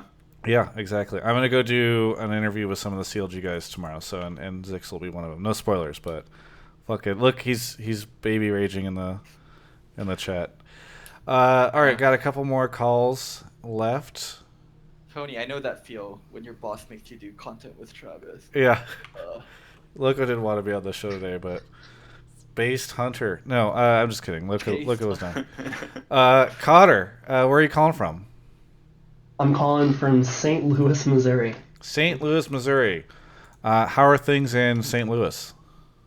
Well, the weather has been really cold for a long time, but there's this nice flu outbreak that got to me. Nice. So I've been, if I can't talk as well as I want. Sorry. Okay. But well, I've been looking a lot into esports, so. Nice. Well, hopefully the downtime lets you get excited and hyped for LCS. I do like, by the way, that by the end of these episodes, I feel like I can do a weather map of all sorts of areas around the U.S. Connor, in a second, Loco's going to get off his phone so that he can catch your question or your topic. But what would you like to bring up? I honestly think that NA easily makes it out of groups this year at Worlds. Woohoo! Okay. I almost think we might make semis. I just think NA gained a lot of talent this offseason, so. Well, so we've made it out of groups every year, or for the last 2 years. 59. So doing that isn't necessarily an improvement, but do you feel like we'll have more than one team make it out, or do you mean all the teams? I think that's more what I mean. Yeah, I think there's going to be at least 2 teams that make it out of groups this year. Okay. I think we go past quarters because we've been capped at quarterfinals this year. Okay. I see a lot of new talent. It's great. Yeah. Well, you're lighting up our Twitch chat like maybe no other caller has so far. So what? Yeah, go ahead and make your argument. You said a lot of talent, but can you expand on that? Yeah, I mean, like we cut out a lot of the players that were like just didn't perform very well. Seraph is one that comes to my mind really quickly. I don't know. I remember him being bad, but Seraph, Intori, a lot of these players that got memed, Golden Glue. A lot of this Team Liquid Lock roster that I'm looking at. I have the rosters pulled up so I don't say something stupid. Sure. I should do that more often. Yeah, also we signed a lot of like the top EU talent, so sorry EU, we kind of just like stole from you guys, but I think, I don't know, and the format of NALCS kind of goes towards it too, with it being best of ones now, and that's how Worlds is kind of played. I mean, a lot of people would disagree with you because they would say that we're going to have a lot less practice because we won't have as many games and all that kind of thing. Do you disagree with that, Connor? I think the majority of, I mean, if I'm not mistaken about how orgs work, but I still think they're going to get a lot of scrims in, and that's where a lot of their practice comes in. Yeah. So I can't, I don't see them getting, they might have less time on stage, but even I would then, love it's to, hard to tell. I would love to ask Locodoco about that. How important do you think best of 3 regular season stage time was to a team's overall practice? Important. Playing, you learn a lot on stage, definitely. I mean, it's important. I can't put a number on it, but it is important. Do you think it's the kind of thing though where like you would look at the change from best of 3 to best of 1 and be like, this is actively bad for North America to the point where we'll have tangible negative results for our region? No, I don't think it's gonna make that big of a ripple. No way. So there you go. It sucks. I agree. It's not as nice as best of 3, but it's not. And no one should lose internationally and come back and say, well, fuck, our region's best of 1. Okay. Tony told me to put the box cutter down. I'm doing that right now. You listen to him and not me? Yeah, I mean, Tony's my boss. Is that Along wait, with Connor. interesting? Okay. I didn't know. Hey, Connor. So one thing you mentioned was, NA teams are gonna get out of groove because there's so much talent. I feel like the Korean teams upgraded their roster, and China has been consistently getting better, and them weeding out Korean imports and going all Chinese for a lot of the teams actually strengthens a lot of the teams. And EU, every year people say it's the end of EU, they lost so much talent, but the EU rookies rise up and replace them very well. So it's not NA's competing versus NA is competing versus these other reasons. Do you think the upgrades that NA's made is going to put them over? Because you're not considering what the other reasons are doing or how they got better. Yeah, I'm not gonna lie. I don't I don't follow other regions too closely. I take a look at these So it's a gut feeling. I guess that's where I have to say. I mean, for some reason, like I have this gut feeling that the week 2 curse is dropping. Like, that's always a big meme is the week 2. I have a gut feeling that that's gonna stop. Because you know why week 2 curse happens for NA? I mean, it's an attitude thing. I don't. If they get cocky, it has to be different for different teams. NA usually gets shit on, or NA doesn't like. They do decent, but I don't think they do well enough to get cocky. I don't think that's the reason. Loco, what do you think is the reason why teams don't do well second week? So I don't think Korea or China naturally are very, like, smarter strategically about League of Legends, but they're more unified and they're more one voice, and it's a lot easier to adapt with one voice telling you what to do more so than a lot of democratic approach that NA usually takes. So here's a question for you, Loco. So it sounds like you disagree with Connor's assessment that NA will perform better at Worlds this year. I think NA has a potential to, but I think his reasonings are bad. Yeah, Okay. I think Loco's saying it's not due to roster moves if we perform better. Okay. Mostly. So what, Loco, what do you think would allow NA to perform better this year at Worlds? I mean, better coaching and more structure. But NA, the power for player versus coaches is very shifted towards players in general right now. And Is that why you have the box cutter? oh my god. I think our team actually, I love coaching our team. Our team gives me the respect I feel like I deserve, and I love being here. I would never cut them with a box cutter. Oh, you think the police are gonna watch this? Or something? It wasn't me, officer. Look, I said 2 months ago. Yeah, I think he's worried that Hunter or somebody at Golden State Warriors. He's like, no, didn't you see the part where I said explicitly I would never cut them with a box cutter? No, I think what will allow NA to do better at Worlds, which is somewhat happening already, is good NA talent not having jobs on LCS team. So someone like, well, I guess Froggen's a bad example. He's not an NA talent, but someone like Froggen not having a job, and a lot of the NA players not having a job. When there is more capable players than there is spots, there's competition for the spots. And when there's competition for the spots, the bar rises up more and more so. And as we invest more into academy and as we get more and more capable players and the competition becomes tougher and tougher in NA to hold an LCS spot, the overall league, the bar for the league rises and we get better and better teams. Doesn't that sound a lot like what Connor said, though? Connor basically said we have imported a lot of really good talent, and so theoretically we're a stronger region because we've got better talent. You're saying, look, there Importing are talent good. doesn't make your talent pool deeper. It makes you better temporarily, and that's not how you do better at Worlds. But aren't a lot of the good NA players that don't have jobs right now or are competing for jobs? Haven't they been pushed out by immigrant players? Is it to bring a little bit of a political approach to this? How long do these imports stay here? How long do these imports actually invest into NA and make the NA teams better? They're not the long-term future for the NA teams. Like the long-term future for the NA teams are the younger LCS players or the academy players that the teams are investing into that will get better and that will compete for spots in the future. Yeah, I just feel like you mentioned Froggen, and let's just say he is an NA player. It feels like one of the reasons Froggen isn't here is because now we've got Fabiven and Power of Evil over So we here. replace one import with another import. That doesn't raise the strength of NA overall. Okay. It's the lower tier players getting better, and it's the younger and the new talent getting better and better, being more competitive. Gotcha. Okay. Fair enough. Connor, thank you so much for calling in. We got a couple remaining callers, but thank you again for reaching out. Yeah, no problem. Yeah, All right. have a good one. All right, the show's winding down. We got a couple more people to speak with. Let's see. Did anybody sub? Oh, yes. Sayokal has subbed. Don't think I mentioned you before. Maybe I did. Poison Saber and Morphus Games comes in for 2 months. Wait, he gifted a sub to Mark.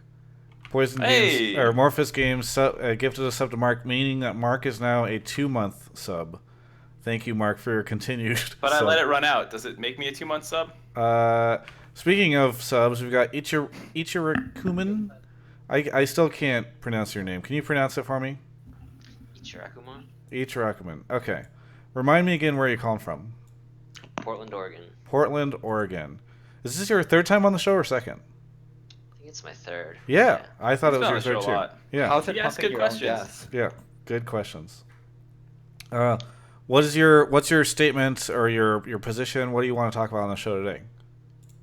So basically most of the hype in terms of like who's gonna come out on top at the end of the spring split has really been around like Team Liquid and TSM, and I think that TL is a little bit overhyped in that I don't get as much excitement. Like they have probably like easily top 2 players in all their roles, I think.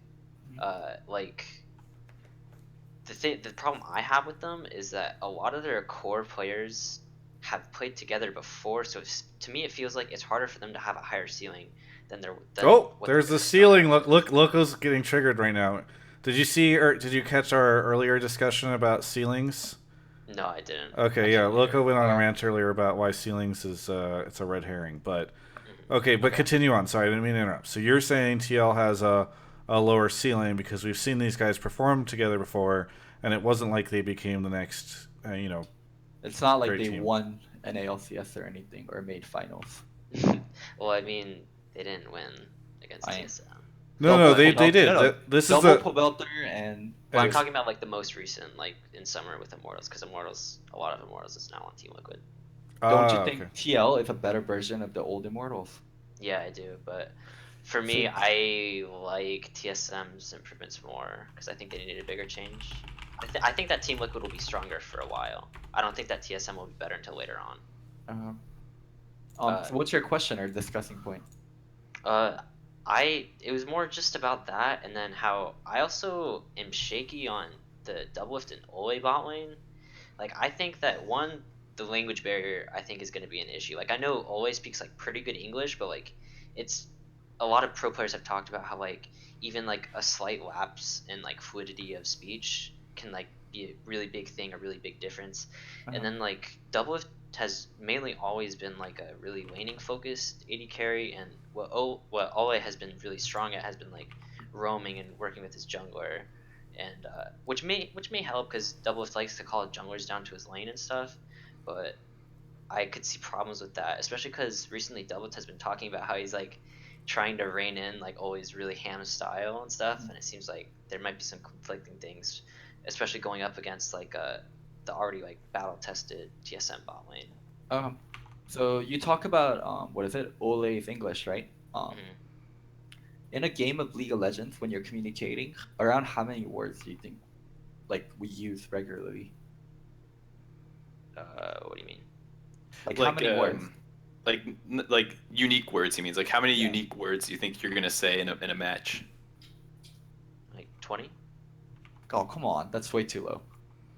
Loco always asks these questions, and then people just don't know. I have no idea, Loco. Maybe like 50 different words or something.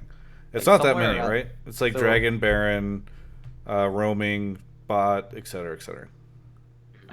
Conversationally, like people use between like 1,000 words regularly, just every day, and then what is it in a League of Legends, like on a professional level, like due to how much similar situations you get in, I'd imagine somewhere between 100 and 200, like unique words. And Ole's played in Brazil, Ole's played in Taiwan, Ole's played in America.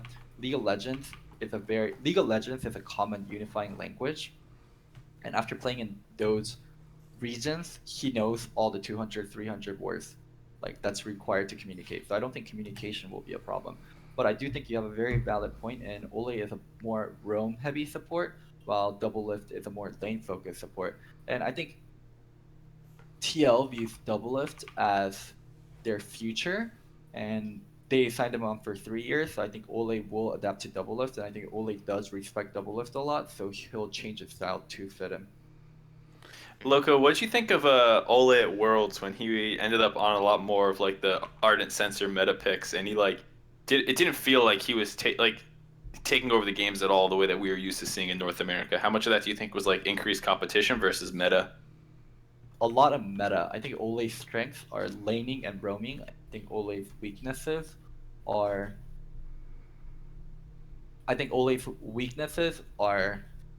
his shot calling and understanding the game. And yeah, I think he was in a meta where he shined the most with Karma and Bart, and he looked really great, and he wasn't really tested on his weaknesses. And when it became more ardent and more about team fighting and setting up and knowing the map, Ole suffered a lot. Okay, I have a retort to Loco's. The language barrier won't be an issue. If it's not the language barrier, it's definitely the communication. Because the other day, I went and got Shake Shack with Ole and Double Lift. This is a true story. And this is the first time that Ole had been to Shake Shack. And they order the food, and we all go sit down and wait for the food to come. And then the buzzer goes off. They go up and pick it up. They come back, and Ole is literally like, "What about the fries? You didn't order me the fries." And Peter's like, "Oh shit, I didn't realize you wanted fries." And then for the rest of the dinner, Ole kept bringing up the fries. So I'm a little worried about what's gonna happen here. Double Up didn't even go back and buy extra fries. It just seems like this could be an issue. To give a little bit of fairness to Travis's ridiculous story, language barrier, I agree with Loco, is a bigger issue not in game, but like in the discussions afterwards. And if you have a player who's like slightly temperamental and there's a language barrier, they can very easily get frustrated like during a scrim set, and then your productivity drops, and then like it hurts long term much more than like, oh man, we were in a game and like my 80 carry didn't understand that I said a gank was coming. Like I feel like that's a lot less of the concern with communication problems as opposed to actually the situation Travis is kind of talking about, where people can't get their thoughts to their teammate on exactly what they're thinking when they have the time, without like translators and stuff getting involved. Yep. So I can kind of. Yeah, there's going to be some issues by week 6, and I'm going to link this. I'm going to be like, remember the fucking Shake Shack story? I think Travis is ridiculous, but I can see a little bit what he's saying. Yeah. Yeah, also, I can't remember if it was the previous caller or maybe like 2 callers ago, the one that was talking about how like he really thinks that NA will get to semis next year. I really don't agree with that. I think, if anything, it looks worse. Like, just based off of last Worlds, like, it seems like that EU is really good at growing talent, and China just seemed way better because they had 2 teams in semis, and Korea's Korea, and it just really doesn't seem like NA can have like a sure thing or like reliable thing to get them like past what they've done already. I agree with you, and the other dude was just talking from how he felt about the excitement of the league more so than rational thinking. Oh yeah, sure. Thank you so much for calling in. Thank you for continuing to be a sub. And hey, keep bringing up great topics. Yeah, see ya. Thanks, dude. All right. Travis, I'm hungry and I have work to finish. Yeah, I know. We've got 8 minutes left, and then we'll be done. What are you gonna eat? Shake Shack or because you talked about Shake Shack, I want In-N-Out. Okay. Are you gonna go get it? I'll probably finish work and I'll go with one of my coaches. Oh, nice. Is Rachel there? No, Rachel's at her place. She Okay. came earlier for work. Oh. Hey guys, can we try and keep this about we're trying to run a show here, right? Harmless has been in this room for like 15 seconds. Harmless, where are you calling from? I'm actually calling from Chile. From Chile? Yes. How do you say goodbye in Chilean? Ciao. Okay. Like maybe like in Italian kind of thing. Yeah. Well, we're roaming the world. We got Germany, we've got Australia, we got Chile. All right, Harmless. What do you want to talk about? I wanted to talk about the talent and the support role for this. Yeah, because I think that we don't always talk about the supports. Like, for example, last year with Ole as a candidate for MVP. So we don't give credit to supports, and maybe you could elaborate on that. The fact that supports, I think that are like the level of talent here in NA is really really good. What do you think? I did an exercise recently at Riot where like we ranked all the players based off, like just like how good we thought they were. So like 1, 2, 3, 4, 5, 1 through 10, and Yes. then what we did afterwards was try to assign scores. So if like 1 is 100, where do people go after that?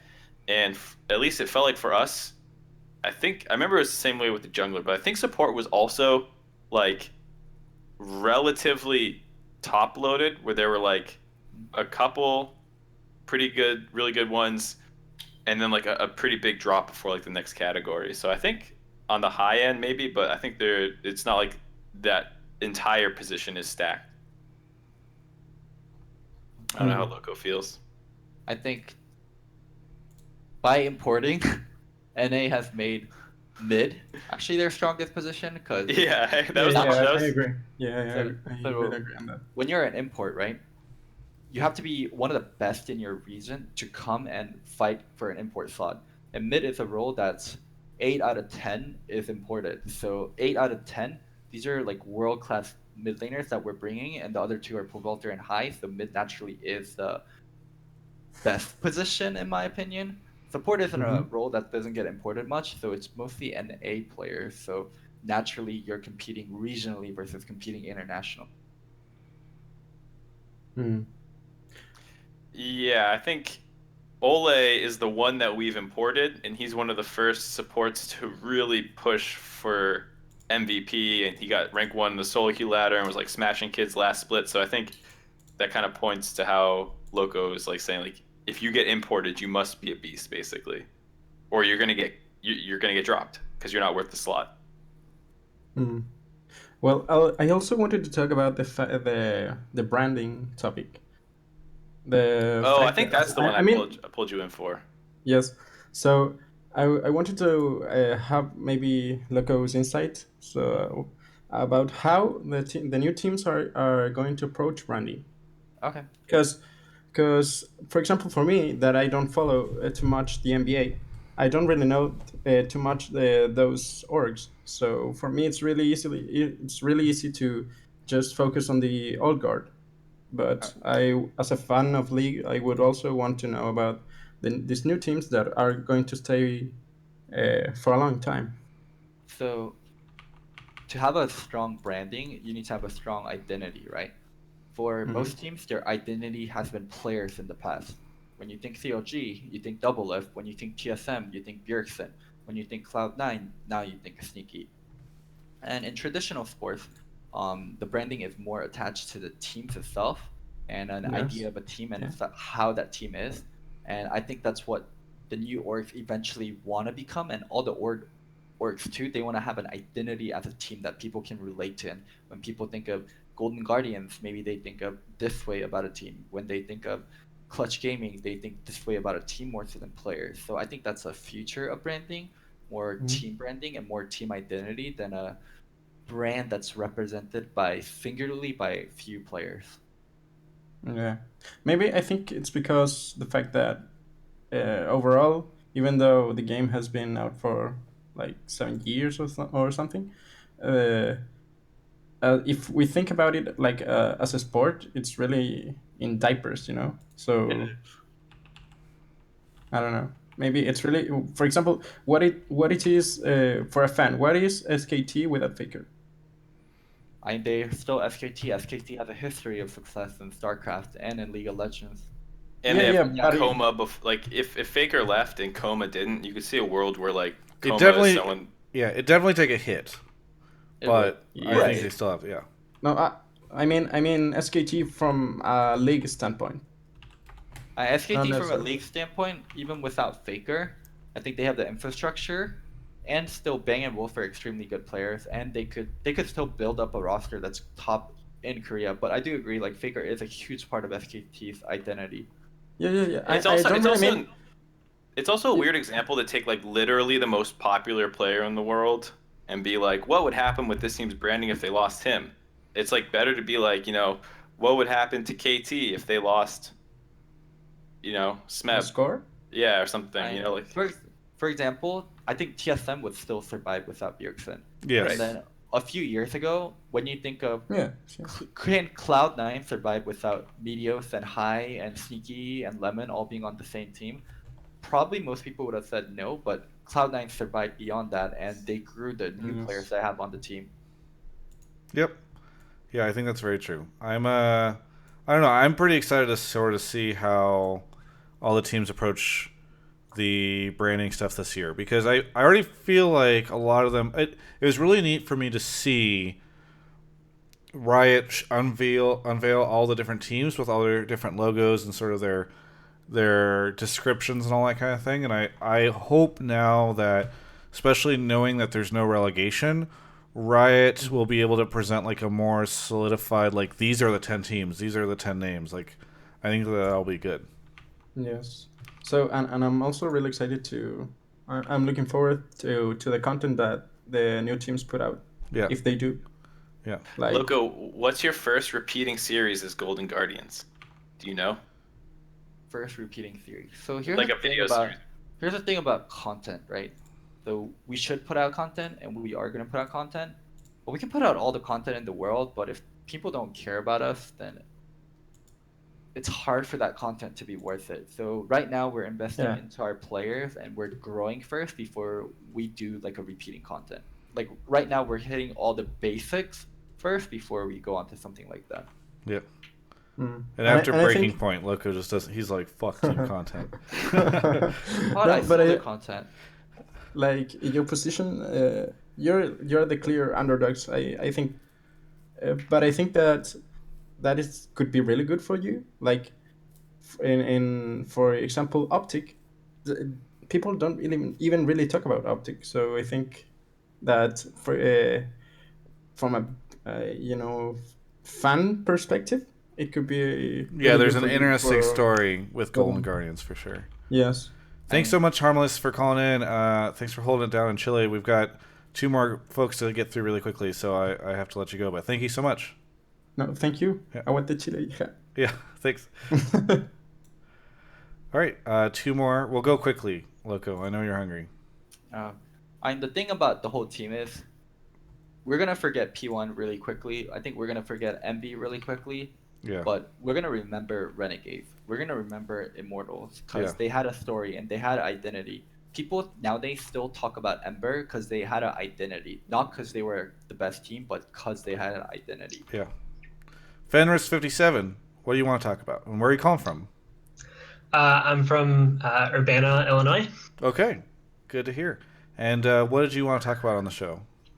I want to talk to Loco about his video that he did rating Team Liquid, and he said that he thinks that they'll start with a high floor, I guess is how we're talking about it today. But he said that he thought that most of the players were already at their peaks, and I thought it was funny he actually used the word ceiling. We've been talking about that a lot.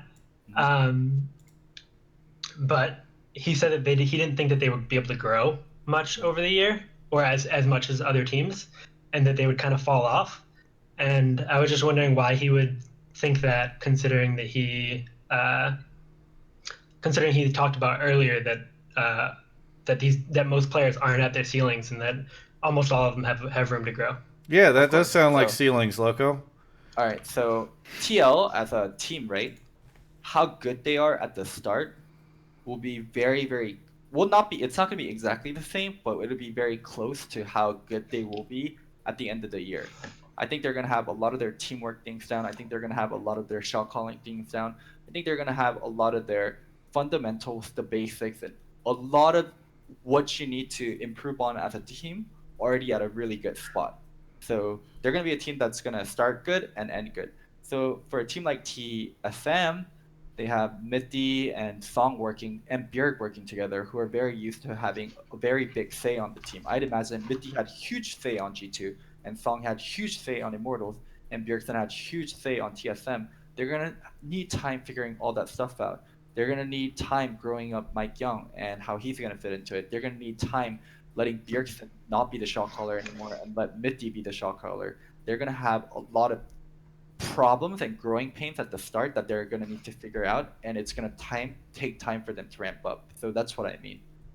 Two questions for Loco, or I guess one's a comment, one's a question. First, the idea that like TSM or TL will start fast makes a lot of sense because no team coming into this year will have more than 3 players that have played together, or at least like in the previous split. So like obviously they have 3/5 of Immortals.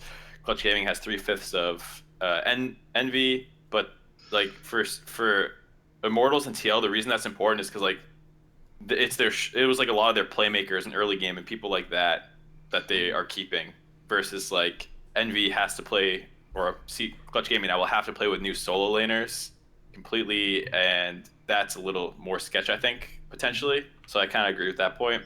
And then the thing I was going to ask Loco is how much do you think that has to do, your point about them not improving much, with your lack of faith potentially in their coaching staff? Because they haven't really been tested. Kane on Liquid wasn't very effective, but it's hard to know everything behind the scenes. Is this a team that you think has as much help coming from the support staff as some of the other top teams that we have seen with more proven coaching staffs? That's not the problem with that team. The problem, I think it's really weird that TSM got Song. I think this roster of TSM would actually work really well with Parse. So how much can you coach a double lift? How much can you coach an impact? I'm not in terms of like these players are impossible to work with. They already know so much and they already have their own view on the game, and they already probably know what they want to do, and it's probably effective for them. So you can't, when the cup is full, like there's not much for a coach to do other than give them direction and give them general direction. And from what Doublelift said in a recent interview, that does seem to be the case, where Kane is just giving them general direction. A coach is not going to make TL good. A coach is not going to make TL bad. So why does that mean that they'll fall off over the year? I can understand that like the gap will be different, but like wouldn't that still mean that if you take 5 really, really good players, that they would still be one of the best teams by the end of the year? They will be one of the best teams. I think you had the wrong impression. I don't think I ever said they will fall off. They're going to start out good, and they're going to start out really, really good, and they're not going to get much better than the really, really good they started out as. Gotcha. Fenris, thanks so much for calling in. Sorry we don't have you. more time. It's the end of the show, but thank you. Thanks. All right. I think it's a really interesting point that Loco is making, just because so many of these teams, even when they have 3 players, all the teams that are now playing with the same 3 players are on different orgs, so they're still like growing pains. Yeah, it's a weird offseason in that regard.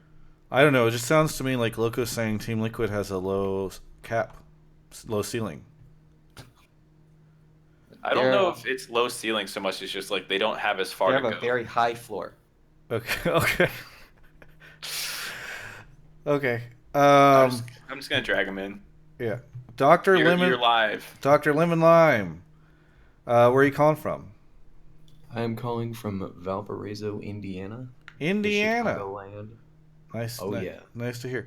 What did you want to talk about here? You're our last caller of the night, so hopefully it's a good one. Yeah, I'll No try pressure. to make it quick. Yeah. But my personal hot take is that I think that the Golden Guardians will make playoffs in spring, and if they don't, I think they'll be able to make playoffs in summer, because I personally think that Matt is obviously he's always talked about being a player that is heavily confidence based, and according to his Twitter and all like how he's really like been losing weight and he's having like seems to be having a really good time where he's at.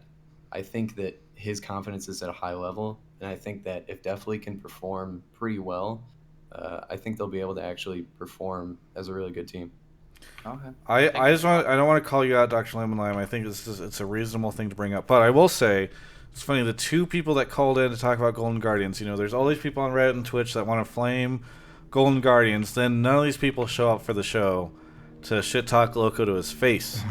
You got two people that I was would looking never at it. I come. don't think I saw anyone who was just like, they're gonna be booty. No, nobody wants to insult Loco to his face. They just want to comment on Reddit about it. Have you seen the box cutter? We'll see. Okay, so Dr. Lemon Lime, the problem is that with that reasoning, you have to pick 3 other teams to not make, or what? No, 4 other teams to not make playoffs. So what teams will Golden Guardians outperform? I honestly think that they will outperform Optic. I think Optic is arguably the weakest team, especially in terms of communication this year. I think they'll probably outperform FlyQuest. And honestly, I don't think Echo Fox's team is really going to synergize that well. Just based off of Gardoc's past, I know he said he's been growing and all that, but I really don't see that as well. And if Huni can do well, then they might have a better shot. And I could see them outperforming Clutch Gaming if Definitely performs at a very high level. Okay. So does that mean that the only way that these guys can get to playoffs in spring or summer is if Definitely performs at a high level? So it's all on Definitely? Well, I think it's a lot on Definitely. It's a lot on Matt to actually be able to perform at a decent level as well. But I think that Warlow is a top laner who can stand on his own. I think High obviously is a great overall player in many different ways, and I think he can roam to really help the lanes out, because High's generally been good at roaming in the past, and Contracts has proved himself as a fantastic jungler. So I think honestly that they can perform at a decent level. Okay, so since Dr. Lemon Lime is coming in saying Golden Guardians will make it to playoffs, and we need a counterpoint, Loco. Yeah. What would be the reasons that Golden Guardians wouldn't make it to playoffs? What are the things that might hold the team back? Let's just even say from spring, because I know that your goal is long term, so it shouldn't be too crazy to ask you, if you see weaknesses that reason we wouldn't make playoffs: lack of growth from our players. If we don't grow, I think we have a low starting point, and we need to grow a lot to make playoffs. So lack of growth would be the most obvious reason. Lack of growth, and then our incredible performances by other teams, like where we still grew, but the other teams just performed way too well for us to break top 6. I think those would be the main 2 reasons. I don't think we're gonna have internal problems or anything like that. Okay. How likely is I think that's the second point, is a lot of the reason people actually don't put you, I know I've talked to some people, the reason they don't put you last because they're pretty sure one of these other teams with more imports and more personalities will blow up and end up 10th or 9th or whatever it is, wherever they're not putting you guys. So how likely is it, do you think, that you guys how many teams do you think will blow up, I guess is what I'm getting at, of the 6 new teams that are basically thrown together with imports? Let me ask you a question. Do you think Dardoch will finish his split with Echo Fox?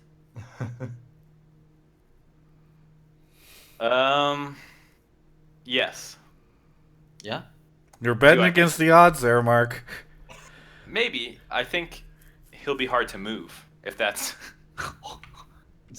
I'm saying like if you tried to move Dardoch because like in this situation, Loco's saying like he doesn't work out, and they end up swapping him for I know Demonte is their mid. I forget who their academy jungler is. Well, couldn't they? What team is Moon Academy It's on for? 100 Thieves. Yeah, 100 I mean, Thieves. there's a chance that you could try to grab one of these. You could buy a jungler from. Yeah, him or but then something. he's not. You're not necessarily giving them Dardoch then to put on an academy team. Oh, are you saying? I think Loco's asking, will Dardoch be competing as a starter? Oh, as a starter, I for thought you meant Echo just, like, Fox under at the org, end. right, Yeah. right. Ooh, this is a yes or no question, right? Yeah. Yeah. Do you think Dardoch will finish the split under Echo Fox starting roster? No.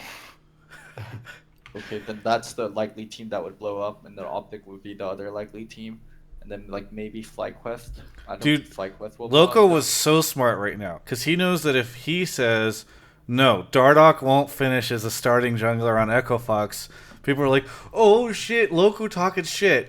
But by getting Mark to say it, it's very strategic. I'm asking questions. What is it? Because I think I would give an obvious answer, and I'd rather have other people with point Yeah, of view. I'm not calling you out. I think it's What do you it's think, cool. Travis? I have no idea. You're sure you don't?